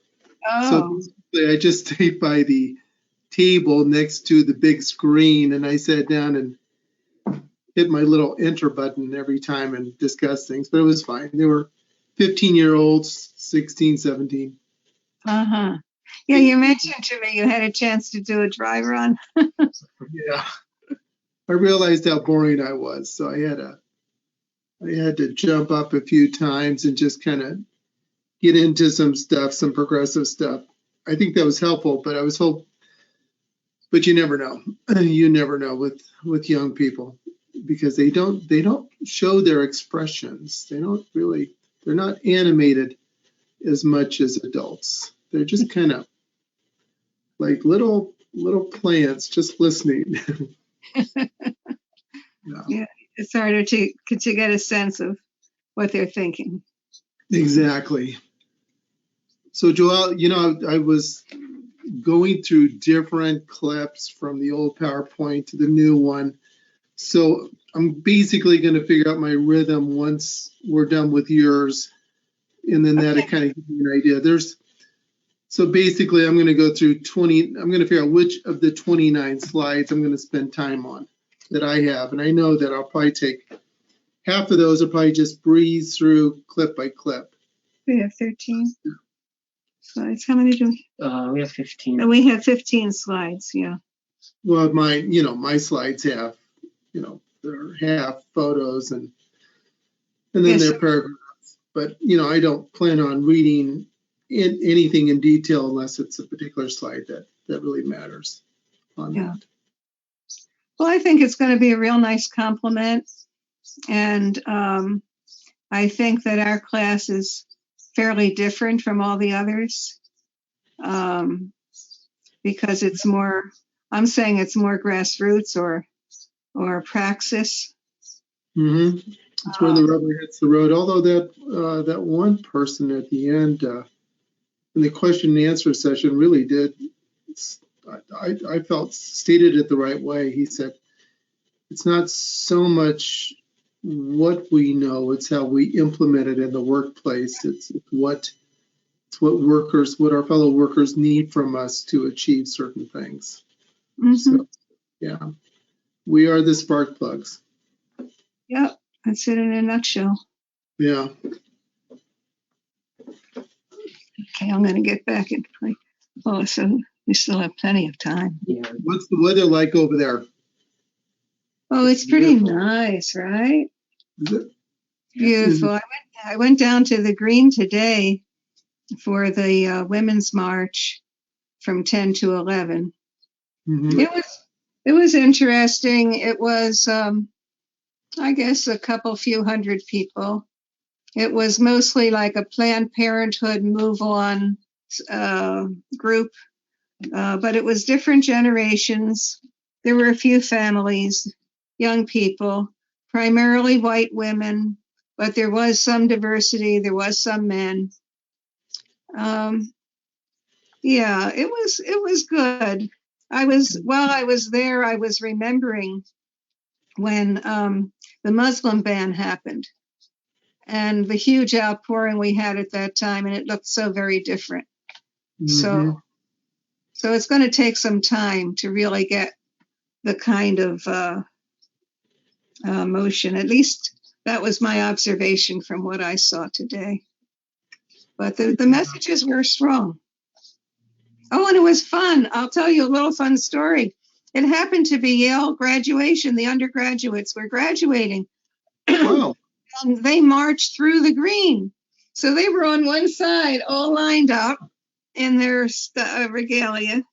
And then we were on the other side of the street and went over and did all the chanting and enjoyed a lot of the people from the graduating class, finding expressions of happiness that we were there. No bad comments. So that was a little unique. Yeah, that's neat. Yeah, there's so much to do, and it's sometimes we have to disengage ourselves from other things in order to do the mobilizing. But good news is we have so many more people joining now. It's just now we just got to assign them. Of course, you guys, boy, what did you say? 14 clubs you have over there? Yeah, our clubs, we have a lot of smaller clubs. Right. Because they're more concentrated. But we do have clubs around the state, not just in one city or anything. Yeah. And we're getting some new clubs too. Yeah, I'm going to have to be getting on the road and driving around and meeting people because that will be the phone calls are going to be important. I am phone calling and doing a lot of mailings, but I'm going to need to do some face-to-face time. Oh, yeah. Yeah, and then get to know each other without being face-to-face and also without doing some practical stuff together. Exactly. Yeah, it's going to be interesting. I think what we're doing right now is going to be really good on, application for that type of work because people can get swept up with theory and then it becomes a challenge with comrades about who knows what and blah, blah, blah, blah, blah. But it's so much harder to really just walk out that door and start knocking on doors. That's why I think, I have... I always like it when I meet people who worked in warehouses because when you have to stand next to each other and you have to help each other out 8 hours a day, 52 weeks a year, you understand the need for collective work. Sometimes we don't always have comrades who do that, but I like the ones that have that type of experience. They know how to get things done. Yep. So what would be the driving distances for you to meet some of the new members that are scattered around? Yeah, on either end of the state, it's a 3-hour drive. There are areas where it could be 2 hours. What's interesting, though, I can go into Nebraska and actually do it in 2 hours. There's 2 areas, Omaha and Lincoln. So Omaha is 2 hours away. Lincoln is 3 hours away. That's the university town. Those are going to be 2 key areas in Nebraska. Now here in Iowa, we got Some areas, Sioux City, Iowa, that's about 4 hours away on that. And then I got Dubuque, that's another area on the opposite end, another 3.5, 4 hours away. But those are going to be important. Then Davenport, over by the Mississippi, that's 2 3/4 hours away. But it's important because these younger comrades, they need to hear from us, and they need to be able to answer those questions, ask those questions. But they're easy enough to answer because we have the experiences, the knowledge to do that. But then spending the time with them afterwards, because then they might say, well, come and help me mobilize this, help me mobilize that. And that's where it gets kind of difficult. It's because during the pandemic, I'm sorry, Joe. Go ahead. I'm sorry. During the pandemic, and we couldn't travel really, so we set up a monthly Zoom meeting. We call it the At-Large Club, and it's people who live hither and there who don't have a club where they are. So at least they have a central place to come together and, hear what we're doing and conversate and whatnot. That's worked. That's worked with some of the Josh is in that. Josh Randall. Yeah.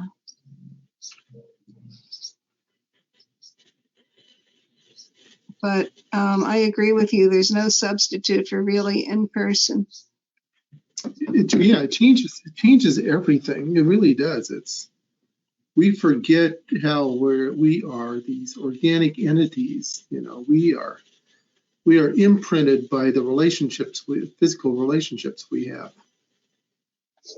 As an old psych major, that was really evident. As a 16-year warehouse and truck driver person, that was evident too. Can't drive a truck. You can't learn how to drive a truck just by watching a video. You got to get in. Got to get in the cab. It's a solitary day, though, mostly, isn't it? A pretty solitary experience each day. A truck driver. Not when you were a UPS package car driver. Oh, okay. I had to meet 100, 150 customers a day. Oh, okay. And speak with them and form relationships. So there was a lot of communication requirement. Yeah. But the over-road truck drivers, yes. I mean, the over-road tractor trailer truck drivers would have very few people that they would connect with. Although back in the day, they had their CBs, and I believe they still have their shortwave radios that they communicate. Yeah, truck driving is a very interesting group. It was a group that when I was in my 20s and 30s, I was trying to get the comrades to have more discussions with me about truck drivers, but the focus then was on the auto workers, not the truck drivers. So they didn't want to listen, except for George Myers, who came to the Teamster building in DC. It was fun talking with him. Yeah, I'm sure he listened. Yep. Yeah. He listened to everyone. Yes. That was the beauty of George Myers. He listened and understood everyone. Yeah. He made a little pamphlet we still use, believe it or not, and it tells the story of how he came to the Communist Party, and it's still current. I mean, it doesn't, the way he told it, it's not dated by Soviet Union reference or stuff like that. Wow. But he told the story, and I can't remember how the pamphlet goes, that actually he was introduced to the Communist Manifesto by a nun. He went to Catholic school. And I guess he was always caring about other people and wanting to do stuff. And so the nun said, I think that you would enjoy this. And she gave him the Communist Manifesto. Isn't that wild? Yeah. That's what it takes. Yeah. Somebody who's impressive to a person who hands off something to read. And then that person reads it because he believes in the other person. Yeah, totally makes sense. Totally. Yeah, it's like the immigrants' rights pamphlet that we have is, when we have our festivals, we have it there on the table for people to pick up. And when Latinos come to the table, they pick it up and they read it. But when the when the white students come over, they analyze it and then they put it back down. Big difference. Did you get the beautiful one that they printed from our latest version with the color? Yeah. Nice. Yeah, it's very nice. Very nice. Yeah, All I the like. we had were black and white. That's all we could do. But now the Yeah. party has resources to do color, so it's wonderful. Yeah, it's very good. Very good. Yeah, I wish we still had. Paper format for the People's World. And I appreciate you guys bringing up the PDF to use, but I still miss that newspaper version. Yeah. Well, we print it every week. We print. We call it the Connecticut edition, print edition. So Yeah. on the PDF, on the front page, there's a box that's the table of contents, and we turn that into a Connecticut photo story, some rally or something. Then on the back, on page 4, they have a column that says local story, and we turn that into the Connecticut story so we can get 375 words in there every week. And then we also post that story on social media. So then we bring it to the doors. We bring it to the doors with us every week. That is neat. I need to hear more of these stories and how you do things. I can send you, before the printer prints it, he sends it to me to review and make sure there's everything correct. I can forward you one of those. That would be neat. Thank you. Yeah, I would appreciate that.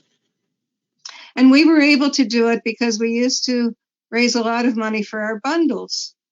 And then when the print edition, when the newsprint edition went away, we just continued on with the money for the bundles and made it for this print newsletter version. So that's how we. That makes sense. Yeah.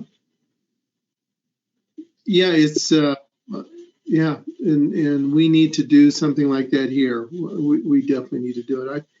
When I was sending out this invite to the new members, I printed out a page of the People's World on an article about the paper and put that in with a nice little card, welcome card and stuff like that. People liked it. What was interesting was, again, they didn't know what the People's World was, even after they joined the party. So there was kind of a disconnect between what the People's World was and how it connects with the party. That's interesting. Somebody else said that recently. Yeah. Somebody else, I forgot where I was. Somebody pointed out that many of the new members don't even know about the People's World. Yeah, it doesn't have the same prominence. In my opinion, the reason it doesn't have the same prominence is because it's not in paper form that you would see out there during a rally or an event like some other paper format nonprofits like Labor Notes. Labor Notes has a monthly publication that they send out and hand out, stuff that you could hand out at the shop gate, plant gate, stuff like that. So, it's something that I think that we should discuss more, so we don't leave it up to the states to have to create something. It would be nice, something that's colorful, that's kind of like eye candy, with some neat images, would be neat. It'd be nice to have the Daily Worker title.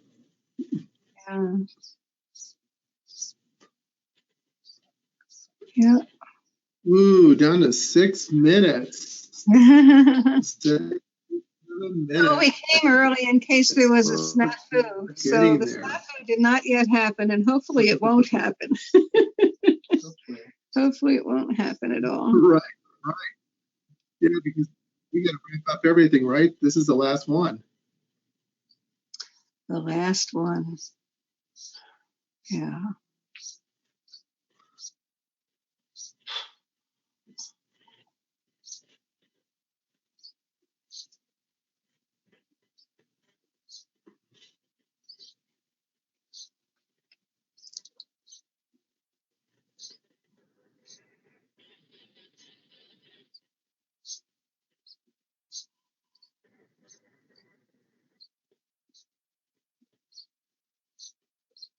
So is it humid there in Connecticut? Right now, yes. Okay. What about you? Where you are? We don't really have the humidity as much. It's just, which I'm surprised because we had a lot of rain the last several weeks. Not well. I take that back. When I run, it feels humid. Today I'm was not the running. first day I noticed feeling humid. I guess because it's a little warmer today. So we got something that says turn off webcams or ignore. What is that about? The network connection may be Well, too we slow. should just stay the way we are. I think Yeah. the reason we were here early was to get set up. Okay. So the I way had that. Okay. As far as I know, that's the correct thing to do. So it looks like we got 68 people ready to, or 67, looks like, Oh, okay. based on that little link we have.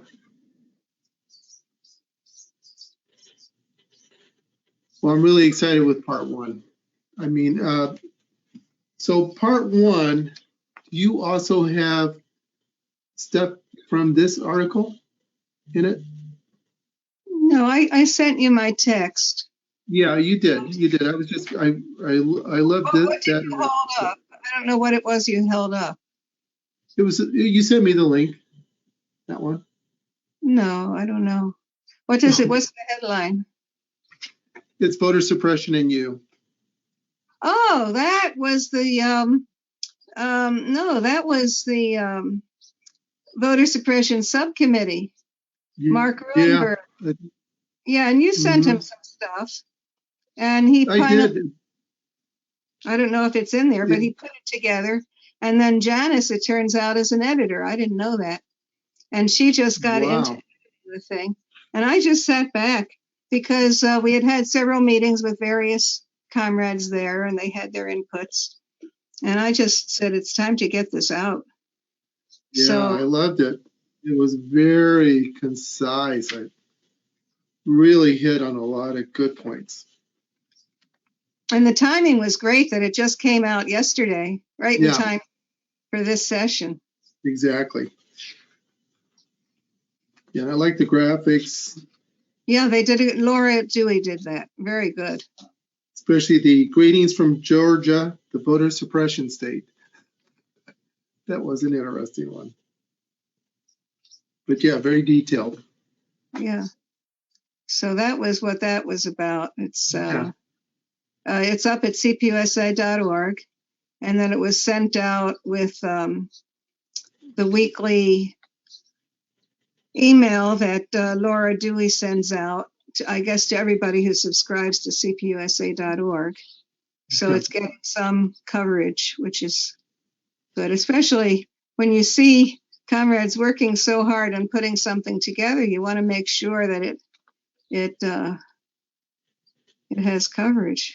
Oh yeah, and it's just so important, just so important. And it's used. Yeah. Okay, 2 minutes. All right. Countdown. Yep.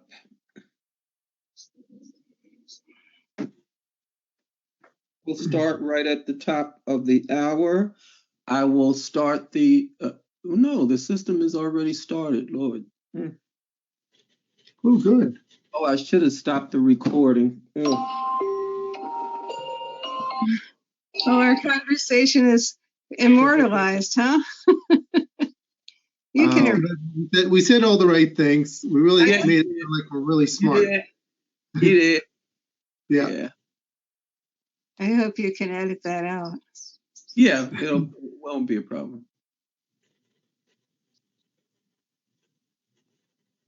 Everything that's good for the working class.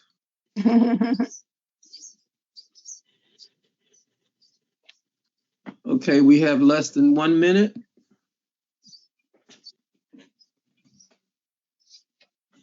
Oh, I should have stopped that recording.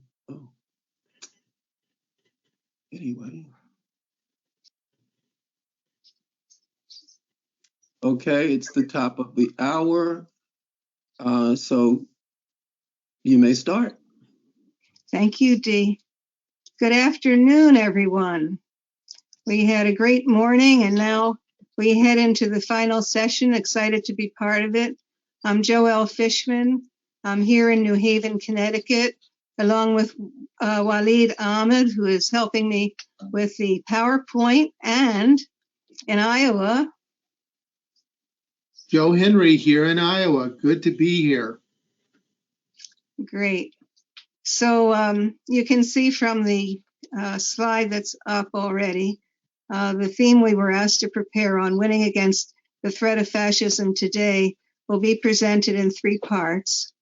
I'm going to start with fascism, unity, and resistance, and basically a kind of overview frameworking.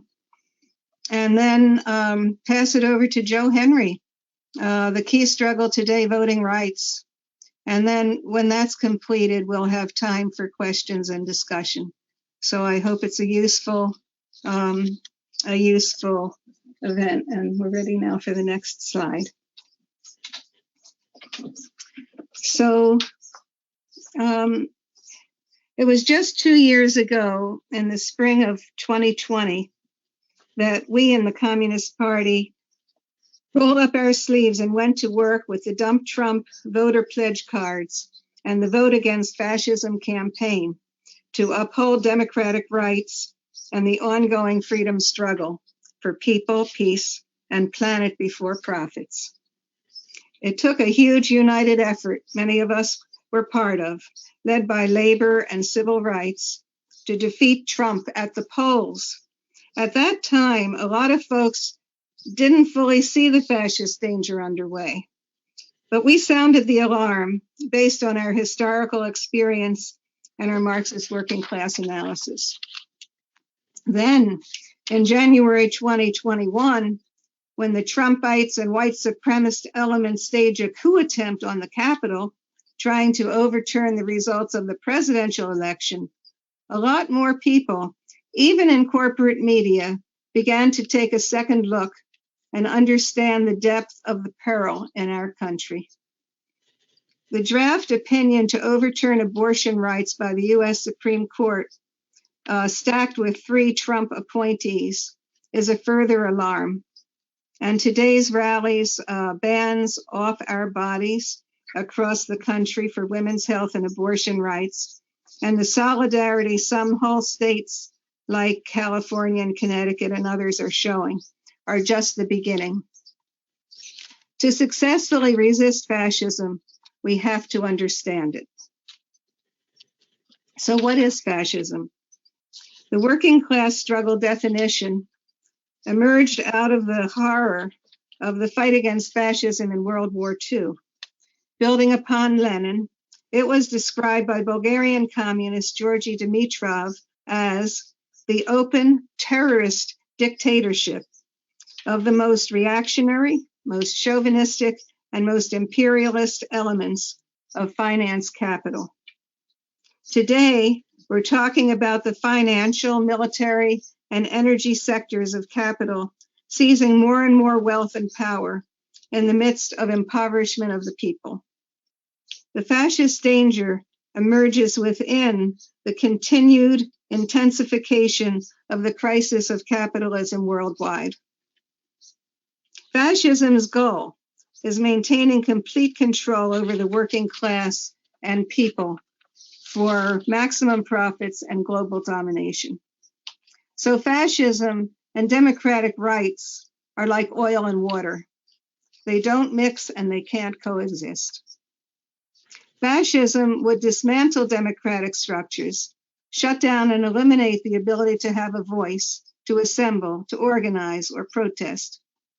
Fascism relies on sowing hatred, fear, and division among the majority in order to create a mass base that accepts the role of the dictatorial few. Obstruction and sabotage of normal government functioning is a fascist tactic. Blocking nominees was used as part of the economic sabotage campaign that overthrew the Socialist Popular Unity government in Chile in 1973, for example.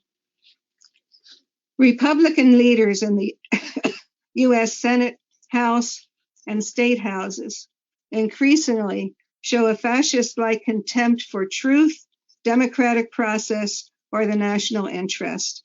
They'll do anything to gain power. Consider, for example, the notorious Koch brothers, whose financial empire emanates from exploitation of oil and gas. They have been ultra-right provocateurs on behalf of the capitalist ruling class for decades, utilizing a web of think tanks and funding vehicles to influence state and federal legislation. Charles Koch is a preeminent funder of outright voter suppression legislation in 43 states. The Koch money trail leads to the insurrection at the Capitol on January 6, 2021. And the senators they fund are sabotaging the Build Back Better massive investment in social infrastructure so desperately needed post-pandemic that would create 2.3 million jobs every year for the first 5 years in childcare, healthcare, education, and climate change mitigation. Programs, by the way, that have wide majority support in the country. These most reactionary, chauvinistic, and imperialist elements of finance capital are aided and abetted by more mainstream capitalists. For example, while Koch Industries funds ALEC, the American Legislative Exchange Council, to push anti-worker bills on state legislatures, other elements of capital have given support, while at times trying to maintain their distance. The secretaries of state who oversee elections and certify the vote have come under extreme pressure and attack in the states where Trump sought to overturn the vote results. Executive director of the States Project issues this grave warning, quote, "What's happening in these states is the single greatest threat to our democracy since the Civil War era," end quote. Trump's America First Secretary of State Coalition, he calls it SOS, it's an SOS for us, includes candidates for Secretary of State this year who are all election deniers, with the goal of having them in place in time to control the presidential election results in 2024. The Attorney General in Michigan, considered ground zero, said, quote, "This is a choice between whether or not we'll have a democracy moving forward." The seeds of fascism are present in the rising white supremacist attacks, fake news, attempts to take over local boards of ed to block public schools from teaching Black history as integral to U.S. history, attempts to dismantle the rights of immigrants, Indigenous peoples, the LGBTQ plus community, continued police killings of Black and Latino youth, attempts to deny science, outlaw abortion rights, overturn union rights, forbid discussion of socialist ideas, and most of all, to undermine and override voting rights through gerrymandering and overturning election results. Fascism preys on people who are hurting in the capitalist system, using lies to whip up hysteria and racist ideology to misplace the blame on those who are different than themselves. The fight to prevent fascism is, by definition, a fight for the hearts and minds of the whole multiracial, multinational working class and people, to maintain and expand the democratic right to a voice, in the first place, protection and expansion of voting rights, and to embrace social solidarity. One powerful example is the role of the Unite Here Union, working alongside Stacey Abrams in Georgia for the U.S. Senate runoff in January 2021 that resulted in a 50-50 Senate. Despite the pandemic, they found a safe way to knock on thousands of doors in all parts of the state and have frank conversations about the concerns of that family and what was at stake with right-wing Republican control of the U.S. Senate. In other words, showing that every vote makes a difference and that change is possible when working class people see their common interests against the 1% and stick together to fight for their rights and needs. A canvasser from New Haven who went down and volunteered told the story of knocking on doors in far-flung rural areas and being met with a shotgun at more than one door, actually, only to win the support of that family by the end of the conversation. The seeds of a mass democratic resistance movement are emerging out of the fight back against racial and economic inequalities exposed in the pandemic and the seizure of vast wealth by giant corporations and billionaires, while the majority is literally struggling to survive, especially essential workers, of whom many are women of color. The seeds of a mass democratic resistance movement are emerging out of the Black Lives Matter demands and marches for police accountability and end to murders of Black youth. The seeds of mass democratic resistance movement are emerging out of the uprising of young workers at Amazon, Starbucks, and many other places sweeping the country for a living wage, respect, a voice at work, and the chance to build their lives. The seeds of a mass democratic resistance movement are present in the youth-led organizing, taking on fossil fuel profiteers and the military-industrial complex to address systemic climate change and the future of our planet. To be strong enough and large enough to successfully resist the drive toward fascism, Dimitrov and the communist movement argued that the lessons from Hitler fascism's rise to power show the need for broad unity, what we call today the All People's United Front, that includes the multiracial working class, along with democratic-minded forces from all social strata. We communists are an important part of building that broad united front, which by definition includes those with whom we may disagree on some other issues. For instance, some Democrats who support the struggle for voting rights, racial equity, and Build Back Better, in contradiction, go along with an imperialist foreign policy. In reality, bipartisan support for Cold War policies adds to the crisis and heightens the fascist danger.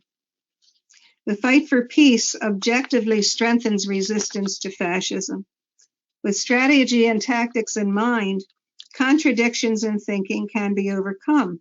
For example, by emphasizing the danger of nuclear war and the devastation caused by a war economy that decimates the budget for human needs and accelerates climate change. The recent return of Cold War rhetoric and anti-communism presents a new challenge, which objectively weakens broad people's unity and endangers the efforts in 2022 to vote against fascism. What's the response? The best response is to step up our grassroots organizing for immediate needs of the people, so they know the role of communists, and participation in issue coalitions, and expanding readership of People's World for a broader world view. One great example is the workers at Amazon in Staten Island being introduced to and guided by CPUSA leader William Z. Foster's writing on organizing in the steel industry from the last century. The fight for democracy and broad unity to resist fascism is not separate from our socialist vision. It is a vital part of the road to get there. Organizing to preserve democratic rights and voting rights and reject bigotry opens the door to engage with neighbors and coworkers and friends in the larger daily struggle to qualitatively expand those rights beyond capitalism. The seeds of socialism are present in the uprisings underway, which are objectively taking on the contradictions of capitalism and its interwoven systemic racism, exploitation, and imperial strive toward war. These struggles are connected to the movement for socialism because a growing number of people, especially youth, realize that capitalism is responsible for all the inequalities they experience. Our program calls for Bill of Rights socialism. We want to qualitatively expand democratic rights for all components of the multiracial working class and people. Our goal is to contribute toward building a massive movement that wins control of its own destiny. As Comrade Jarvis Tyner said, quote, "The very fight for democracy is a radicalizing struggle that has and will transform the capitalist system."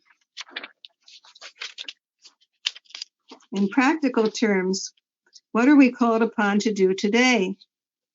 As the saying goes, organize, organize, organize. A strong Communist Party and YCL is an integral part of the broad All People's Front. We bring our ability and commitment to raise class consciousness so people can see their place in the struggle. As communists, we understand that building the union movement and the fight against racism raises up all other struggles. The experiences building workers' power at Amazon and many other workplaces are at the heart of also building our party among the working class. We find that people are looking for and welcoming our contribution. As well, local struggles in multiracial working class communities provide the opportunity to build unity and grow. And I'll give an example from where I live in New Haven, the largely African-American New Hallville neighborhood, where community leaders, including the Communist Party Club, organized a mass protest against development that would have had a negative impact. Door knocking on issues and voter registration over the last few years had brought the ward from one of the lowest to one of the highest voter turnouts in the city. As a result, the neighborhood won citywide support across all lines to block the development in their neighborhood. The People's World door-to-door distribution is a part of this unfolding fight back. Wilkinsburg, Pennsylvania, where Denise Edwards has just been elected president of the Borough Council by acclamation, is being held up throughout that region as an example of fighting in a unified way to successfully address police brutality and the housing crisis. The Mass Poor Peoples and Low-Wage Workers Assembly and Moral March on Washington and to the polls on June 18, and the call for a third Reconstruction bring all these struggles together. Participation in this action and the large Communist Party contingent promises to build solidarity and unity going forward. This march is geared to jumpstart an all-out mobilization for 2022 midterm elections. As Trump tours the country, spewing his poison, and corporate dark money flows into fascist-minded Republican campaigns, the need to speak frankly with millions of people door to door is paramount. While the media drumbeat is that Republicans will carry the 2022 election, the story on the ground may be different. For example, in Wisconsin's spring school board and local elections, a diverse coalition helped elect a number of progressive candidates of color, defeating divisive right-wing Republicans. Elections at every level are crucial to the future of all democratic rights. The 2022 election is connected to day-to-day organizing on the ground for a just recovery for all from the pandemic. The principles for an emergency relief unity program our party issued last year provides a foundation for building unity around the immediate needs working class families face. The program framework says, we stand on the principles that employment, housing, healthcare, education, energy, and freedom from racism and discrimination are basic human rights for all, regardless of country of origin. The extreme right-wing mantra being touted in the 2022 elections for austerity in a time of inflation is inhumane. As the Economic Policy Institute said in a recent report, quote, the rise in inflation has been driven by higher corporate profit margins and supply chain bottlenecks, end quote.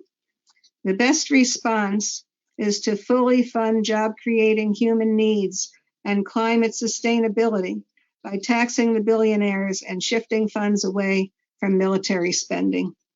Out of these struggles for the common good, candidates can emerge who are diverse working-class champions. The 2022 elections are a critical moment in the resistance against fascism. At last month's National Committee meeting, Joe Sims called for a collective unity of action by our party, and it's such a great quote, I would like to share it.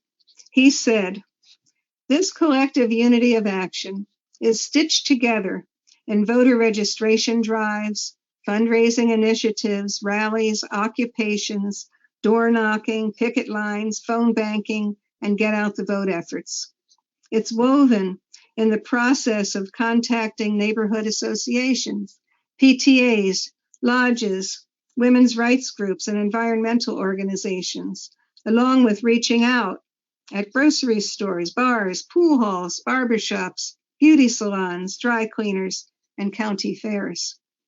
And it's sewn into an unbreakable thread by demonstrating, sitting in, writing letters to the editor, outlining the issues and supporting candidates who back them, including, when possible, our own party candidates, end quote.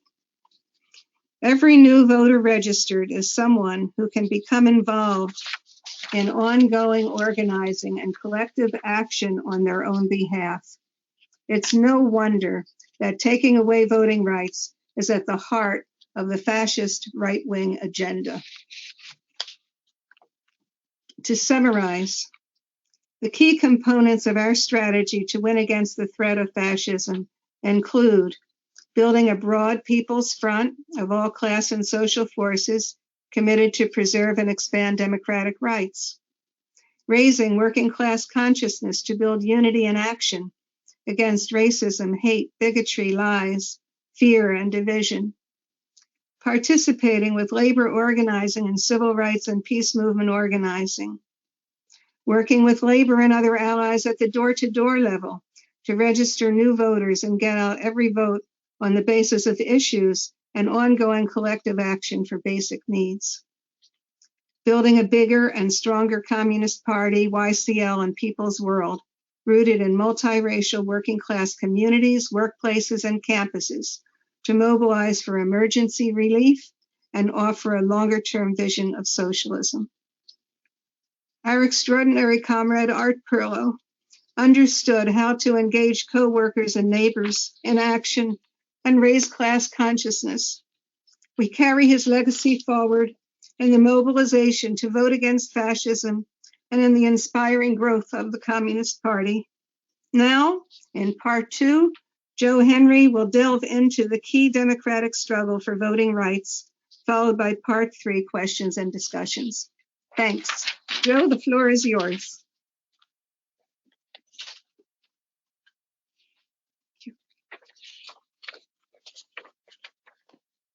Joe, open your mic, please. Okay, here we go. So we are going to go into the PowerPoint. I'm going to start it.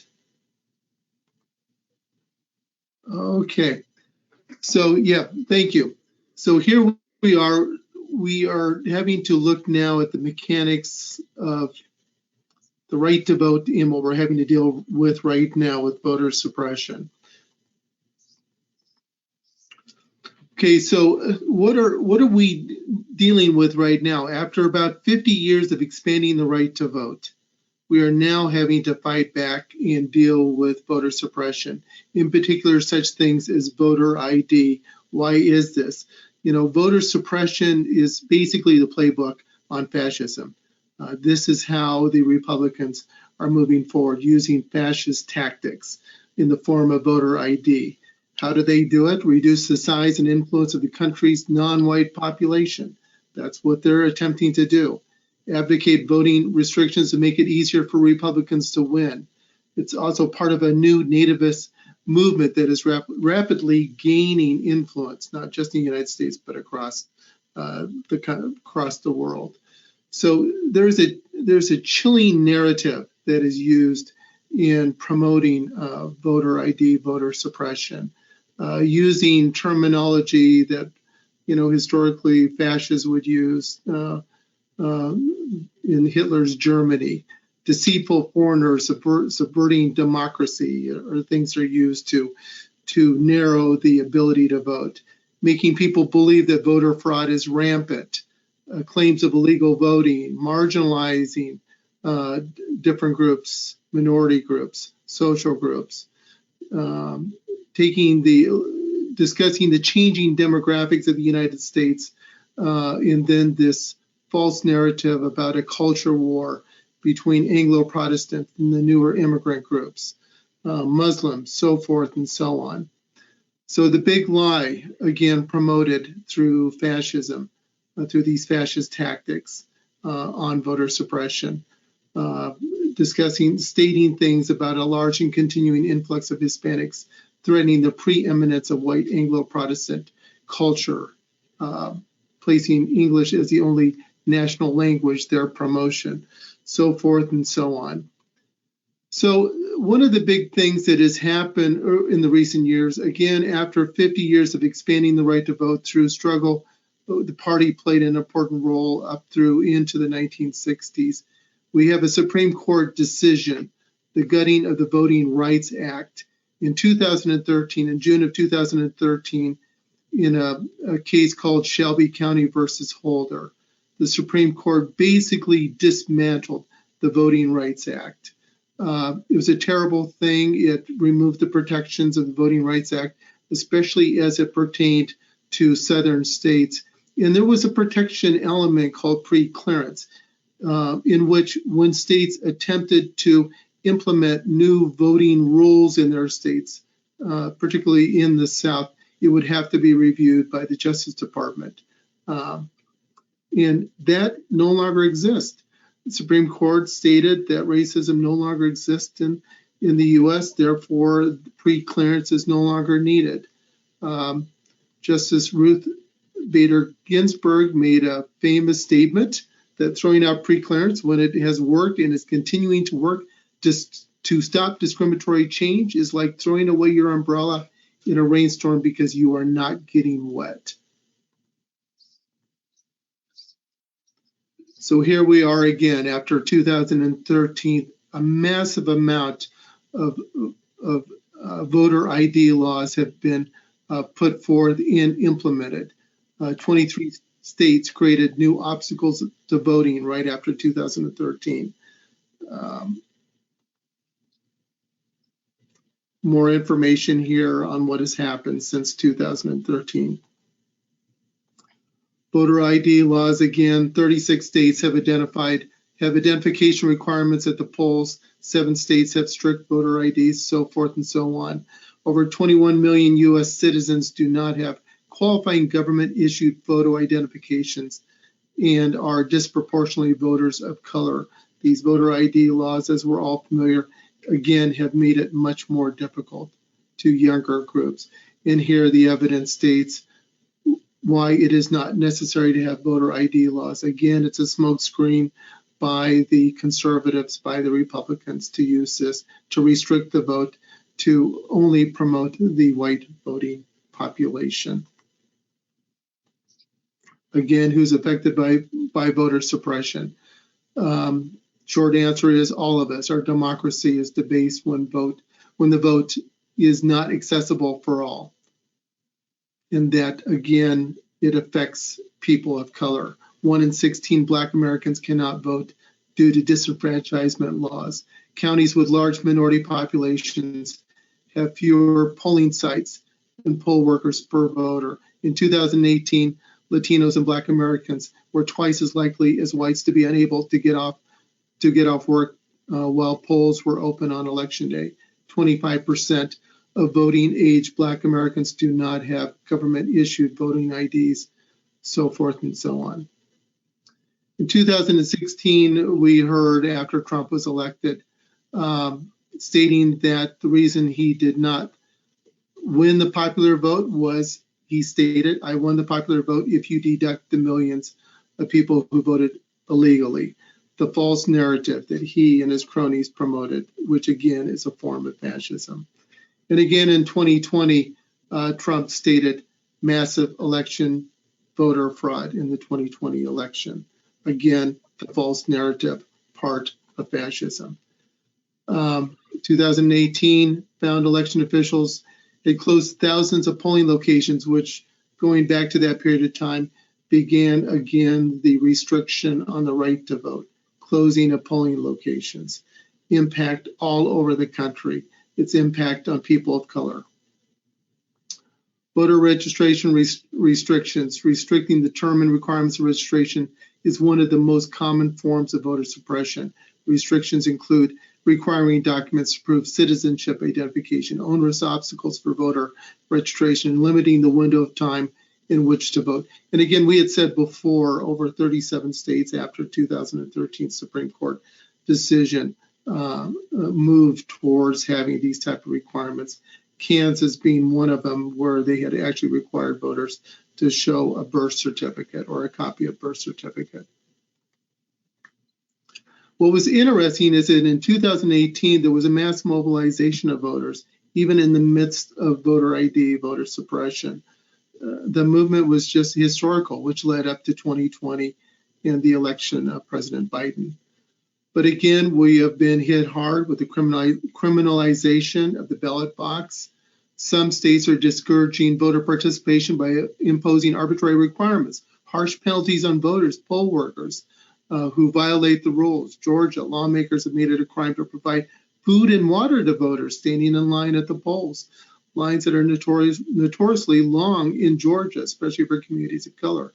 In Texas, people have been arrested and given outrageous sentences for what amount at most innocent mistakes made during the voting process. Because of racism in law enforcement and the broader criminal legal system, criminalization of the ballot box disproportionately impacts people of color, who are more likely to be penalized. Methods of voter suppression aims to instill fear in communities of color, suppress their voices in the democratic process. Voting purges, another element that has happened in the last several years under the auspices of cleaning up the voter rolls, basically taking people off the voting rolls if they miss an election. Redistricting, gerrymandering, another form. We've heard a lot about this in the news, especially down in Texas and in Florida, where redistricting and gerrymandering in areas, even though are predominantly people of color, have been made in such a way by Republicans to make it difficult to get somebody elected who is a Democratic Party candidate. How do we protect our right to vote? We have to mobilize. We have to promote progressive legislation across the country. Here we have different laws that have gone into place in promotion. We won't go into it here because we have limited amount of time. Where do we start? Here is the basic thing, and this was stated in the People's World in the party documents that Joe Sims had stated. Collective unity of action with neighborhood groups, PTAs, lodges, women's rights groups, environmental organizations, doing voter registration at grocery stores, bars, pool halls, barbershops, beauty salons, dry cleaners, county fairs, joining a massive voter registration campaign, League of Women Voters, NAACP, Stacey Abrams Group's Fair Fight in the New Georgia Project Action Fund, Common Cause, League of United Latin American Citizens, participating in these registrations drives, not just in your states, but in other states, focusing on voter suppression states to overcome the foes with their numbers. If you can't canvass in person, in many states, voter suppression or not, you can't unless you live there. But the best, but not the only instrument, is the telephone. You can call people in other states on behalf of campaigns to reach out to them. Texting is another really new type of technology that can be used across the country when you participate with different groups who do texting campaigns. Join pro-voting campaigns. Make sure it has an educational component, teaching voters how to remain legally registered. Work with groups, progressive groups, lawyers, so forth and so on, who are part of these. Volunteer to be election judges, poll workers. Purchase a voter file in your area. Go to a county election office. We can show you how to do that. Learn how to find out who in your neighborhood is registered to vote or who isn't. Knock on doors. Walk out your front door. Get on the sidewalk. Go to your neighbor's house. Work on a local level again. Work and mobilize progressive candidates. School boards are so important right now to participate in those elections. City councils, county election officials, Secretary of State candidates, poll workers. The grassroots matters, and it can be more effective for our activists. All those things are important for us to do. So that kind of wraps it up on what I was wanting to convey, but for my part, it's where the rubber meets the road. It's for us to do real things out there in the community, in the workplace, right outside our workplaces, talking with workers, helping them understand how their voice is through their vote, and how the fight for democracy is with voting, how the 2022 election will determine the framework in which the 2024 presidential election will be held. The more we engage now will make it much more successful for us in 2024. But we must begin now. We must do practical work. We must mobilize. So thank you. Joelle? Okay, well, I guess then the two of us can ask Dee.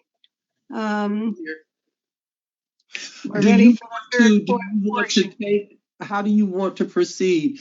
Do you want to take, say, 15 minutes of questions and comments and then turn it back to you all? Or what do you want? Okay, yeah, we'll take your advice. That sounds good. All right.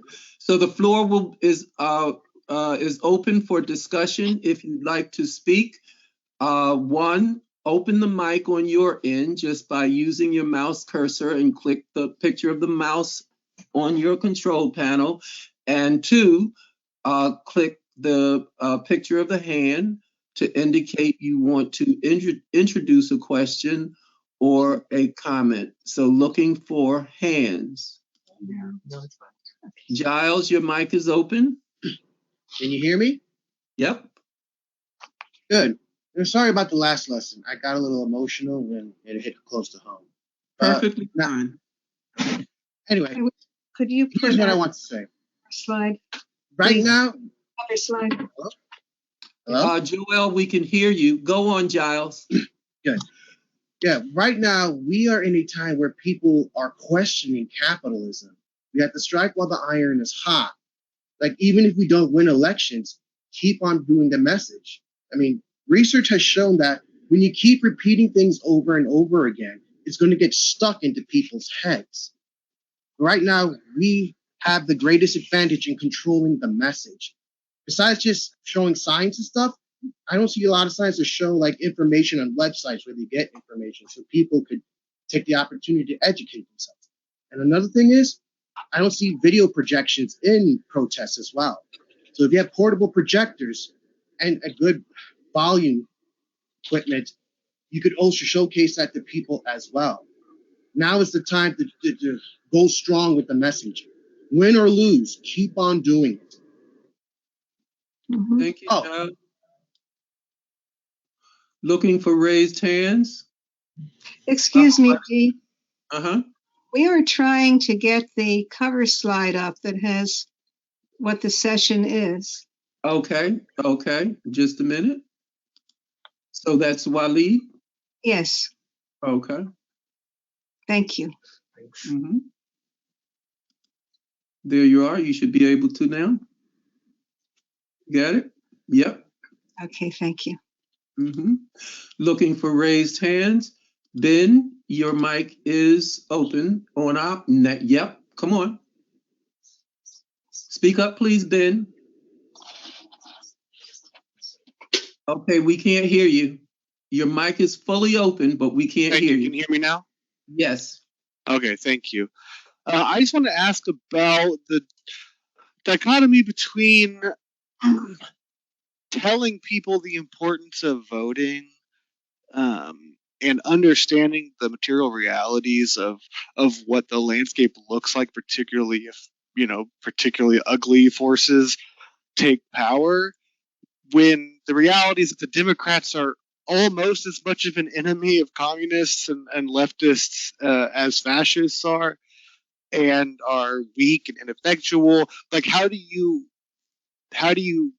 mitigate that and talk to people about both the importance of true leftist ideas and to once again throw their vote away on people who won't help them, don't care about them, and who are largely enemies of our own political struggle?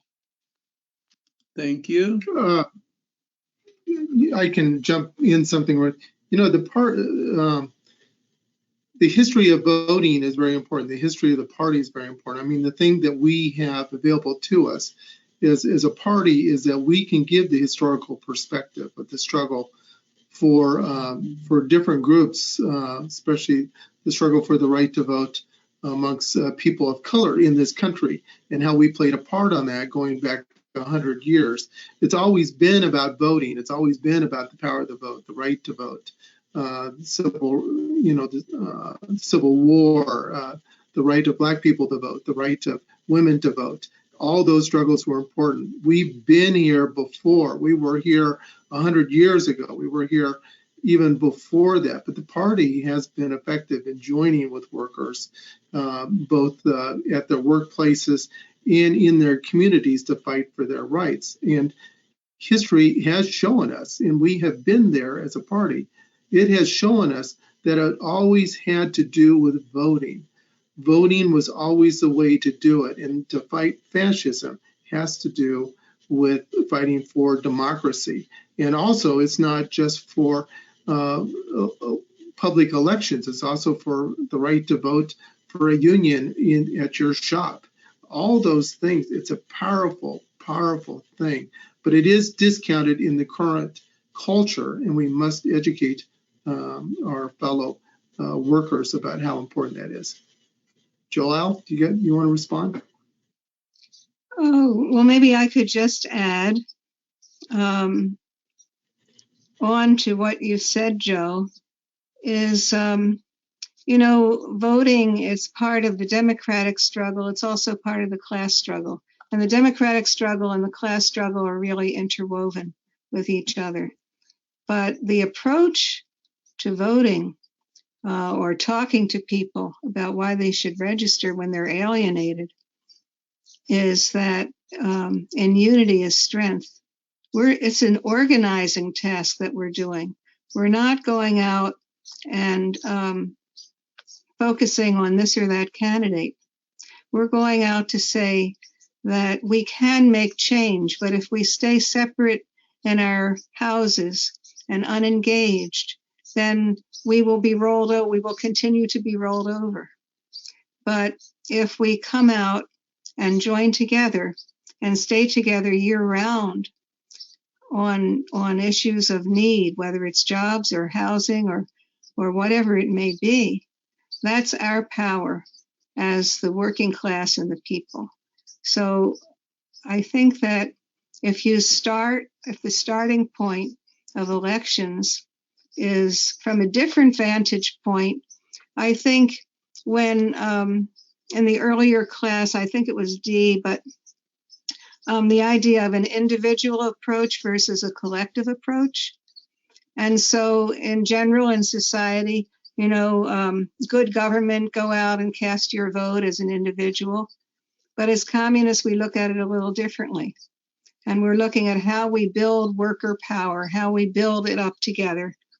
And frankly, in some parts, in some places, we have elected champions of the working class. Well, I just referred to Denise Edwards there. She's been serving in the borough council there in Wilkinsburg for quite a few years, but she just got by acclamation to be the chair of that. There's other examples, and especially some of our comrades and close friends who are in the labor movement, because the labor movement now has a big campaign to try and get union worker organizers elected to public office to come with a different viewpoint. And we know that when you're struggling, it's not enough to just be on the ground. You must be on the ground.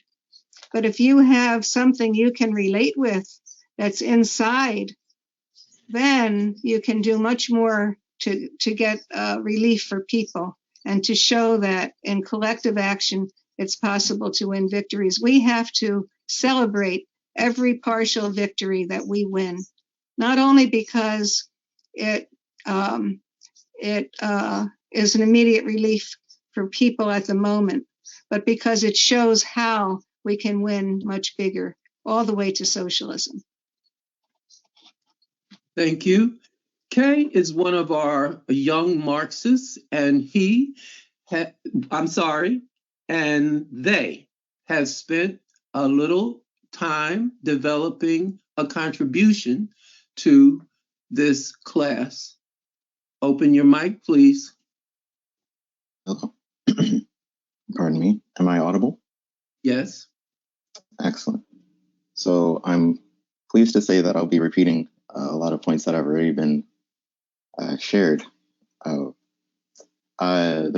remarks I prepared are touch on dialectics, specifically on contradiction, but this is really relevant to the struggle to prevent the rise of fascism here in the United States in this current moment. So in the context of Marxist philosophy, addressing the concept and reality of contradiction is centrally important. Lenin wrote in his On the Question of Dialectics that the splitting of a single whole and the cognition of its contradictory parts is the essence of dialectics. So the quickest example I could give you would be class society itself, where we can turn to Marx's German ideology. We have a quote that says, "There are contradictions between the forces of production and the social relations of production, different sides of which can be in different nations." So, for example, we have plenty of technology that's able to feed the world, and yet the social relations of production, which would be capitalism, doesn't allow everyone to be fed. So a bit more specifically, we can look at the contradiction between the proletariat and wealth. Those are opposites, but they come from a single whole that are, they're both created by existing in this world of private property. Wealth is created by the capitalist organizing for the proletariat to produce it. And one can't exist without the other. On top of that, we see that as the contradiction between the working class and the capitalist class becomes sharper, opportunities for each class to raise its own consciousness and self-organize in its own interest increase. So since the beginning of capitalism, this has led to the creation of new tools for each class to apply pressure to the other. So on one hand, you have the vanguard party of the working class, which we here in the Communist Party strive to be. And on the other, you have something of a conglomeration of violently reactionary fascist organs of the capitalist class. And right now, the Republican Party seems to be quite possessed by a lot of these organs. So with this in mind, how do we concretely struggle against fascism? It turns out that what Joe and Joelle have been saying here is really key.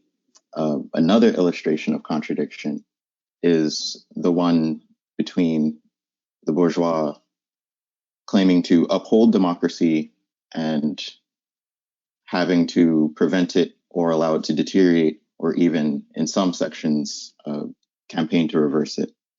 So it turns out that the term reactionary is key here. I was talking with a comrade a couple weeks ago about, how ridiculous this world situation is if you like zoom out a bit and think about the whole thing. I said something like, this political situation is just unhinged. It's like the progressive forces are the only ones pushing for like consistent solutions to the problems we face today. And the communists or our close allies are the only ones who really have a long-term program at that. So I said something like, the people have a habit of calling politicians hypocrites for saying one thing and doing another, whether it be the Democrats or the Republicans. And we've seen that both over the past few years. But this hypocrisy can be seen as contradiction in action. The inconsistency and contradictions within fascism are necessary. And this is their primary strength and the source of their primary weakness. It's a strength because the unity of the working class that we communists seek to build and fascists seek to destroy can only be destroyed by decimating the working class and its organizations and unifying, so-called, the pieces on an illogical basis. So at the same time, it's a weakness because of this illogical basis. So every actual incongruence that's papered over by the capitalists and would-be fascists is an opportunity for us communists to wedge apart their actions and their ideology. So that's why communicating and acting with the Marxist approach is so important. So this current reaction of the reactionaries, that is the anti-working class right wing, is ultimately at its source due to the working class's use of whatever political power we've seized under bourgeois democracy, through the democratic struggle or through the class struggle in any of its manifestations. And so this contradiction among the capitalists between upholding democracy and allowing for its reversal is not lost on us as a class. And it can't be really with the speed with which these things are brought to light in different areas. So the clear course of action from here is to go deep into all democratic institutions we participate in and organize and mobilize for resistance. And this is happening as we speak. I think sweeping across the nation, there are marches going on for women's rights to abortion. And that's just, as large as these demonstrations are, that's just one aspect of the struggle where we can show our power. Those are my remarks. Thank you. Thank you. Looking for raised hands. Thank you, Kay. Yes, thank you. I have a response. Go on. Mm-hmm. Yeah, I have a response. So, Kay, thank you very much on that. And I mean, clearly, we as a party, really look at fascism, and it's very clear that it can only, gain effort or gain momentum when there is inaction. And that is why we always mobilize a united front. We give power back to the people. We find ways in which to mobilize. We help our fellow workers to understand the power of democracy. Whereas the bourgeoisie, as you had indicated, the trapping of what they do is they promote democracy to a certain extent, but they do it through monetizing it. Whereas we provide the tools, we help workers realize the power of democracy to promote the issues that are important to them, important to us. So clearly what we've been doing, and Joelle, myself, comrades over 100 years, is we find ways to amplify our voice. We become the spark plugs within any type of group that's out there that we are a part of. We raise our voices, we bring in the issues and the mechanics on how to get things done. And we fight fascism by moving from inaction to action. And it can be as little as fighting for new school board members, new city council members. Those are the things that the party does. They're small baby steps, but that is how we move forward. We make action, we make things happen. Okay. Thank you. Henry, did you want to say something, Joel? I just said great. I'm sorry. Okay. Henry, your mic is open. Henry Lowendoor, your mic is open. There you are. Over the course of many years, the majority of congressional Democrats has voted to increase military budgets over those proposed by both Republican and Democratic presidents. As a result, funding social programs promoted by the Democratic Party suffers greatly. So I have a two-part question. One, is there any evidence that voting for Democrats leads to a decrease in imperialist policies? That's the first. The second is, how do we practically link the struggle against fascism with the struggle against militarism, war, and imperialism? And importantly, how do we inject this linkage into the elections? Okay, let's take some more comments or questions. Jonas, your mic is open. Jonas Cervantes. There you are. Thank you. Can you hear me? A little bit louder, please. Can you hear me? Yes. Okay, thank you. It's pronounced Jonas. Thank you very much. Say that again. My name is pronounced Jonas. It's in Spanish. Jonas. Sorry. Oh, it's okay. So similar to the question I was just asked, I was wondering, does National recommend running our own candidates when we can, as opposed to supporting like progressive candidates, or like rephrased, is there a preference between running our own Communist Party candidates for school board, think of my own county commissioners, as opposed to progressive Democrats or other left-leaning politicians? Looking for more raised hands. Thank you. Michael Madden, your mic is open. Michael Madden, your mic is open. And it's open on your end too. So thank you for seeing that the sign was up. I just have to say, Dee, what has been brought to bear in this Saturday event, to me, is a phase shift.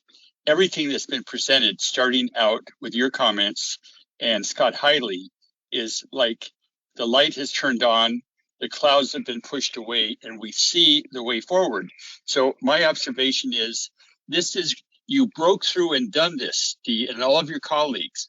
This is going to be the start of an ongoing educational process to go on social media, but also perhaps paper-wise to have in the clubs, because what you've really done here, Joe and the comrades from Connecticut, is realize we're in a different time now, and we need to be able to explain the facts of life in an elemental way, Dee, and you've done it. So my only comment is all power and keep going. Thank you very much, Dee. The comrade from Connecticut is Joel Fishman. Thank you. All right, looking for raised hands. Michael, your mic is open. Hello, yes. I'm coming from Houston, Texas, and I voted in every major election the last 12 years. And I just wanted to give a comment. This year, when I voted in the primary, they had changed the voting machines, and they're much harder to use now. Previously, the machines, you did everything at one machine, the machine was covered, no one could see your vote. That's different now. Now there are two machines, the coverings are gone, everyone can see your vote, you walk past, you see who you're voting for, and then you do your work at the first machine, and then there's a second machine you have to go to. And there's probably 10 of the first machines and only one of the second machines, which creates this giant bottleneck where everyone has to just line up to go to this one machine. So I guess my comment was going to be, even the basic just practicality of putting in your vote in the machine itself is now really very frustrating and very inconvenient.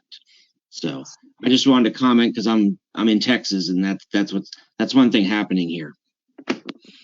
Thank you. Looking for raised hands.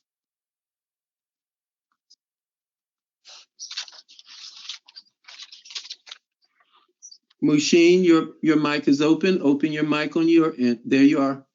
Thank you. I wanted to raise a slightly different issue. one of the things I've found out by talking to people is often they will say the communism is an alien idea. It is not something that belongs to the United States of America. In that context, I think the idea of the Bill of Rights Socialism, I think I found very appealing, and it sort of relates to people who already know about this country, the history, and relates much better. I have seen that. I don't know why we don't talk more about the idea of the Bill of Rights Socialism. Thank you. Thank you. Looking for raised hands.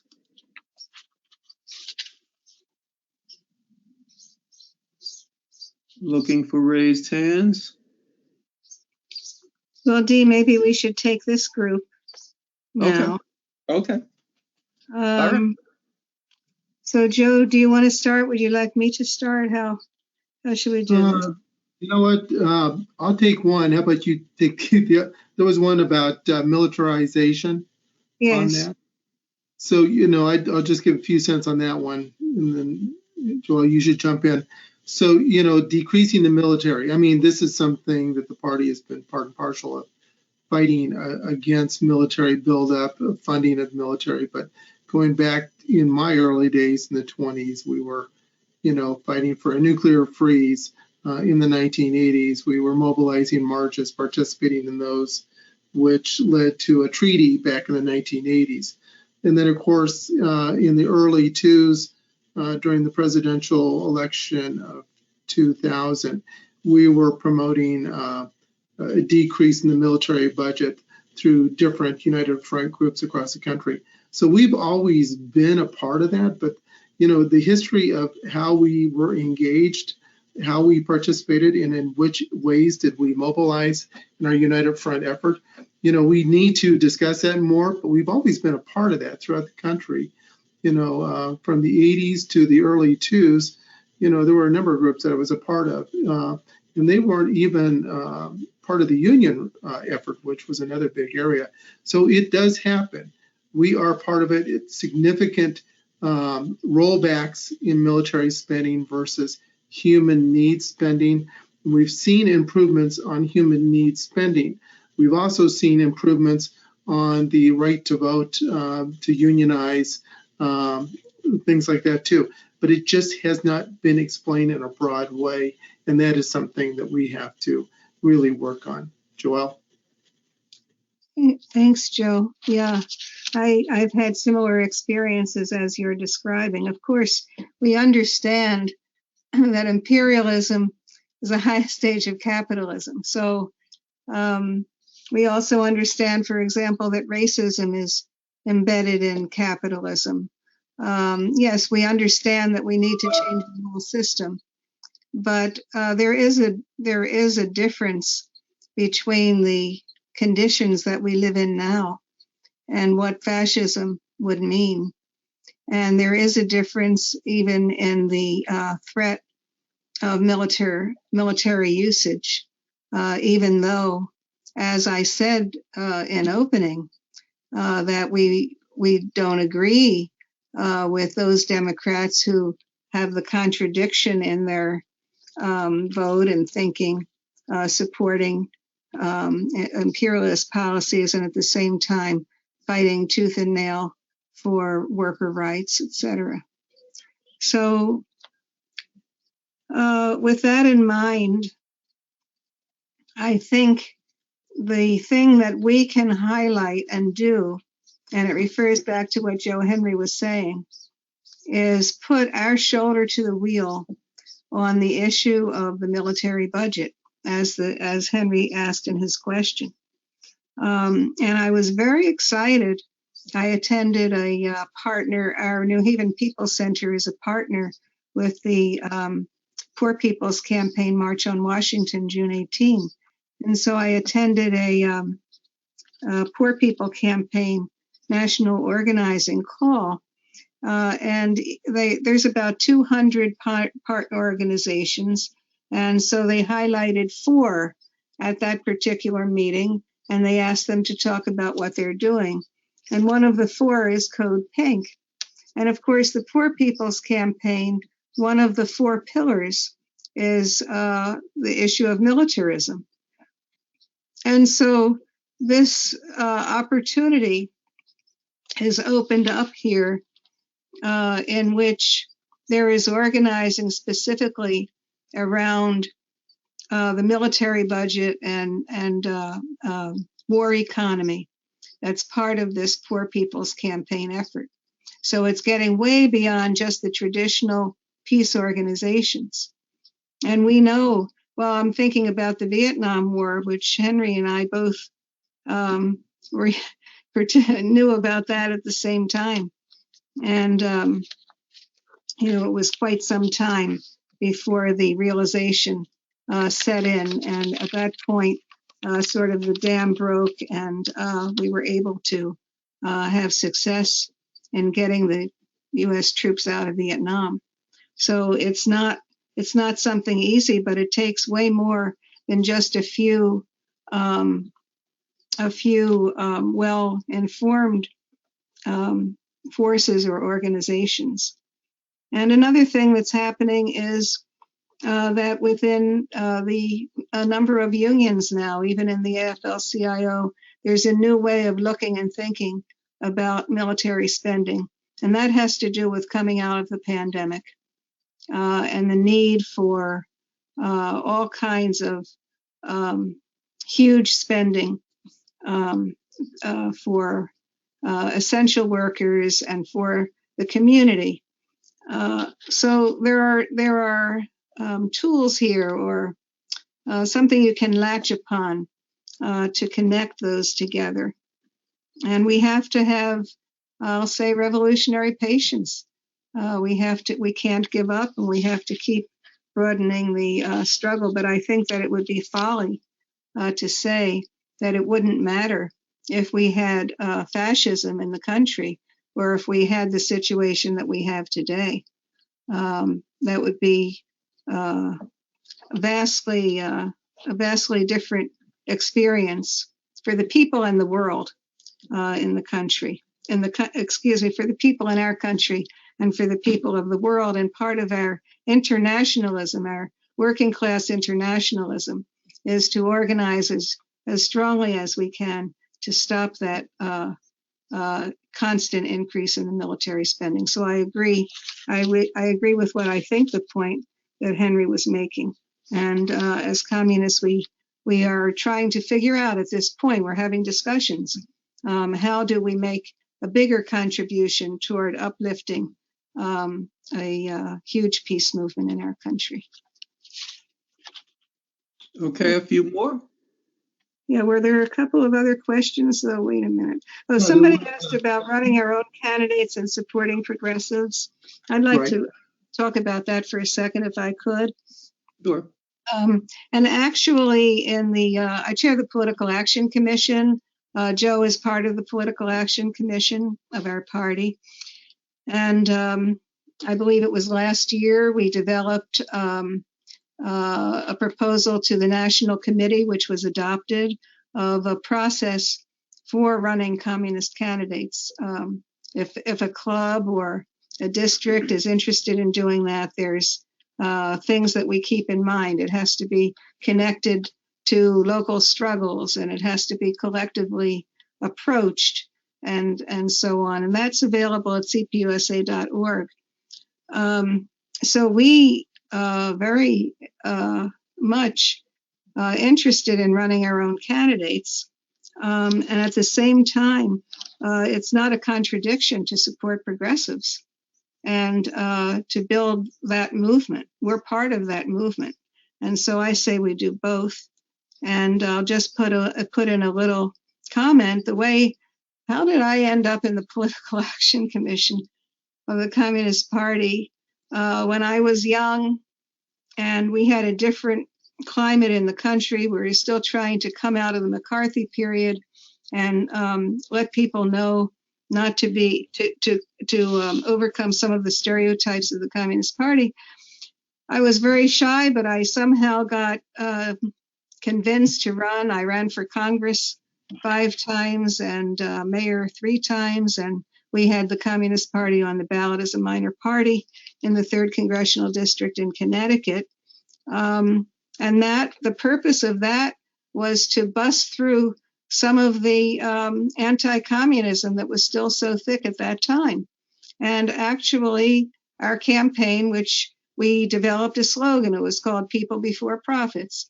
And eventually, a progressive Democrat did win in the district, and he credited our campaign with helping to change the political climate. This is a different time right now. And, our emphasis is on coalition building, but we also have to have our presence as well. So I just thought that I would share that historical fact. Okay. Yeah, I want to jump in there and also, highlight with what Joelle indicated. Joelle, I didn't realize that. That was fantastic. Having, in my 40 years, managed a number of candidate campaigns from city council to congressional, I can tell you that, it's important to do. You have to, as Joelle indicated, figure out on a ground level what's the best way of doing it. What are you amplifying? Are you building a coalition to promote? What are the issues? Those are all very important things. Sometimes instead of doing it as a party candidate, you do it as a coalition candidate. But at the same time, it's clear to the coalition who you are, what your politics are, so that you can be the spark plug of ideas and movements and so forth and so on. So there's many ways to do it. Things that we can discuss, as Joelle indicated, working with the National Party on how to get your feet off the ground, how to build that coalition, and how to understand how to mobilize the vote. That's very important. Some of us started doing that 40 years ago. We learned through, getting voting information, finding out who was registered to vote, how to reach out to them, knocking on doors. All those things are very important. You can't go to the mountaintop unless you start at the bottom. You really have to work your way up. So I would encourage anyone who wants to get involved in moving towards candidate elections to work in the grassroots, to become engaged in, be it Democratic Party politics or non-party politics. Very, very important. Okay, a few more. Do you want a few more or do you want to end? Well, if there aren't more, I think it's been. There are two more. Well, let's take the two more. Is that all right, Joe? Yeah, we got time. I'll make some more coffee. Okay, Shay, your mic is open. Shay, your mic is open. Yeah, I really like this talk. Dimitrios Against Fascism War is a really great book. A companion book I think is really good is A Shock Doctrine by Naomi Klein, because it described how the speed of events is important to shock the populace for them to allow their political agenda to pass. If you examine just this month, we've gone from tens of billions to Ukraine to Roe versus Wade's going to get overturned to now we aren't going to feed infants anymore. It's the pace of deterioration is so fast, and I think it does a number on people psychologically that makes it difficult to help get them to do action. Thank you. And one more. Yamid, your mic is open. Yamid. Hello, I just have one question to ask, which is how exactly does one vote against fascism? I think as we see the far right progressively mobilize, one of the most important features of it is that they're armed. And not only are they armed, but they're protected by the state. As we saw last year with the Rittenhouse, or I'm not sure that was this year, or in the case of the police, I've lost family to the police, and it's not like I feel like fascism and the state going hand in hand. How do one vote against that? I don't an earnest question is how exactly does voting stop a bullet when we progressively are hitting a more and more intense situation in America right now. Okay, I'm going to turn the floor back over to Joelle and Joe, and you can respond to the questions and comments as you choose, and you can make your summary remarks. Okay, thanks. Yeah. Joe, do you want to go ahead? Yeah, I'll be really quick here. I mean, the quickly changing environment out there has indicated a lack of action on behalf of a number of different groups over a period of time, where we as comrades can really help change that and put things into motion. You know, fighting fascism only exists during periods of inaction, and really mobilizing in the different groups that we're a part of is just so very, very important on that. We can deal with this, and we have dealt with this. We have not forgotten what happened in 2020 when people hit the streets to fight for justice, for people who were persecuted by police. Mass mobilization, it was very important. It changed things in just in a quick couple of weeks with the mobilization that continued on through the summer months. We must remind people how important that is, and also voter engagement, because in many areas across the country, that mobilization was somewhat decentralized, but in other ways it was centralized. And it did lead to voter engagement and to changing legislation. That was a power that we must continue to discuss on how that happens. That would, had that not happened, I can only imagine how the presidential election would have turned out.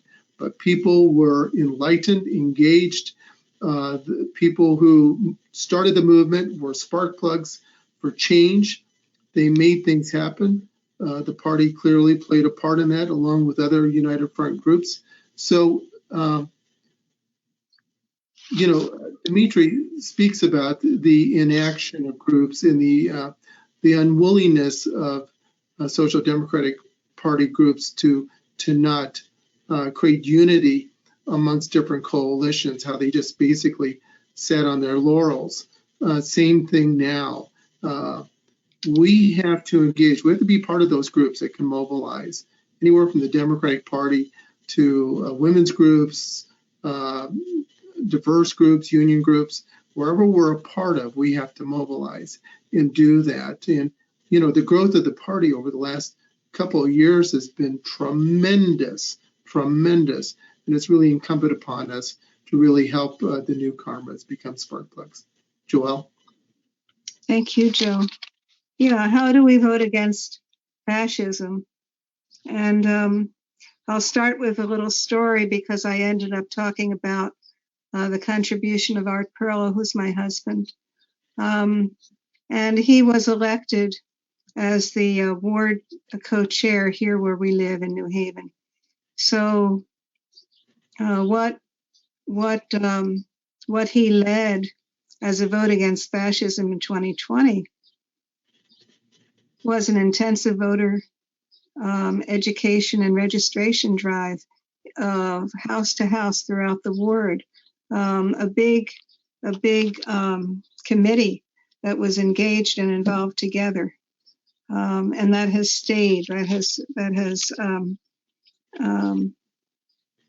created new leaders out of that effort to defeat Trump, to dump Trump.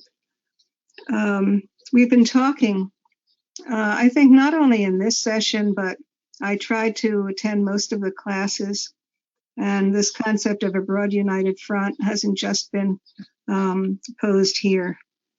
So when you think of this broad united front now, imagine in, I think it's Pennsylvania, and some of the states where the Republicans have had their primaries, not their primaries, their conventions, and they've chosen people to run who were actually there and part of the coup attempt on January 6th, who were running for Secretary of State, for governor, and for Attorney General.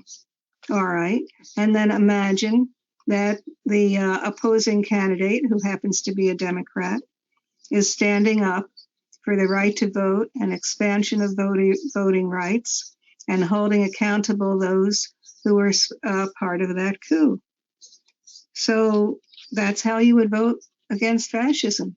First of all, you would get people engaged in your community. You would look at the issues and make sure that the fascist-minded candidates are resoundingly defeated. You take the example of Roe v. Wade.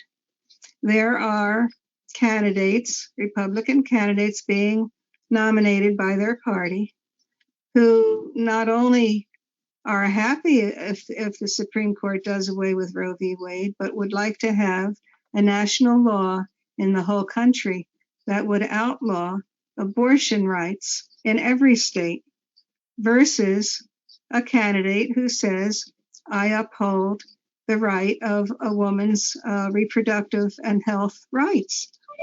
So that is a clear, to me, choice and a way to vote against fascism. So it's building an ongoing movement. This is not a one election story that we're talking about. It's building an ongoing movement, as Joe has presented so carefully. So I would say, not so much in terms of the question that was asked, but just in general, I would say don't believe the hype that the media is just pummeling upon us as if Trump and the Republicans have already won, as if they already have the majority, and that there is nothing that we can do. Don't believe the hype, because it doesn't have to be that way. If we can out-organize and on the basis of the issues, on the basis of a woman's right to choose, on the basis of the right to vote, one person, one vote, on the basis of ending hunger and homelessness and moving money out of the military budget. We may not win it in that session, but we have to continue to build up the ranks of those who support it. So, and how does a vote against fascism connect to building the party? Among working class people, when we work like that and when we work with others, there's a lot of respect. There's a lot of respect because people say, wow, I wanted to find out how I could make a difference. And I see that by joining the Communist Party, that's how I can make a difference now. And that's how we can get rid of this horrible capitalist system, this brutal capitalist system, and change it to something that's humane and run by the people. So that's my comment. Okay, I'd like to thank Joelle Fishman and Joe Henry and Waleed for helping us with this class and the little contribution that Kay offered as well. Thank you, everyone, for participating in the National School. This is the last class for this series. Thank you. And we look forward to doing more. If you are interested in helping us with Marxist education, please send me an email at dee@cpusa.org. We need more help in pulling together classes, so your help will enable us to do more. If you're interested in helping, please email me at dee@cpusa.org. This is just, it's not a beginning, but it's a continuation of the process of doing our job, which is providing a Marxist framework to our working class so that we can have the tools that we need in order to fight back and win victory. Thank you again. Thank you, Joelle. Thank you, Joe. Good afternoon. And thank you. Enjoy the rest of your weekend, everyone. Thank you for participating. Good afternoon.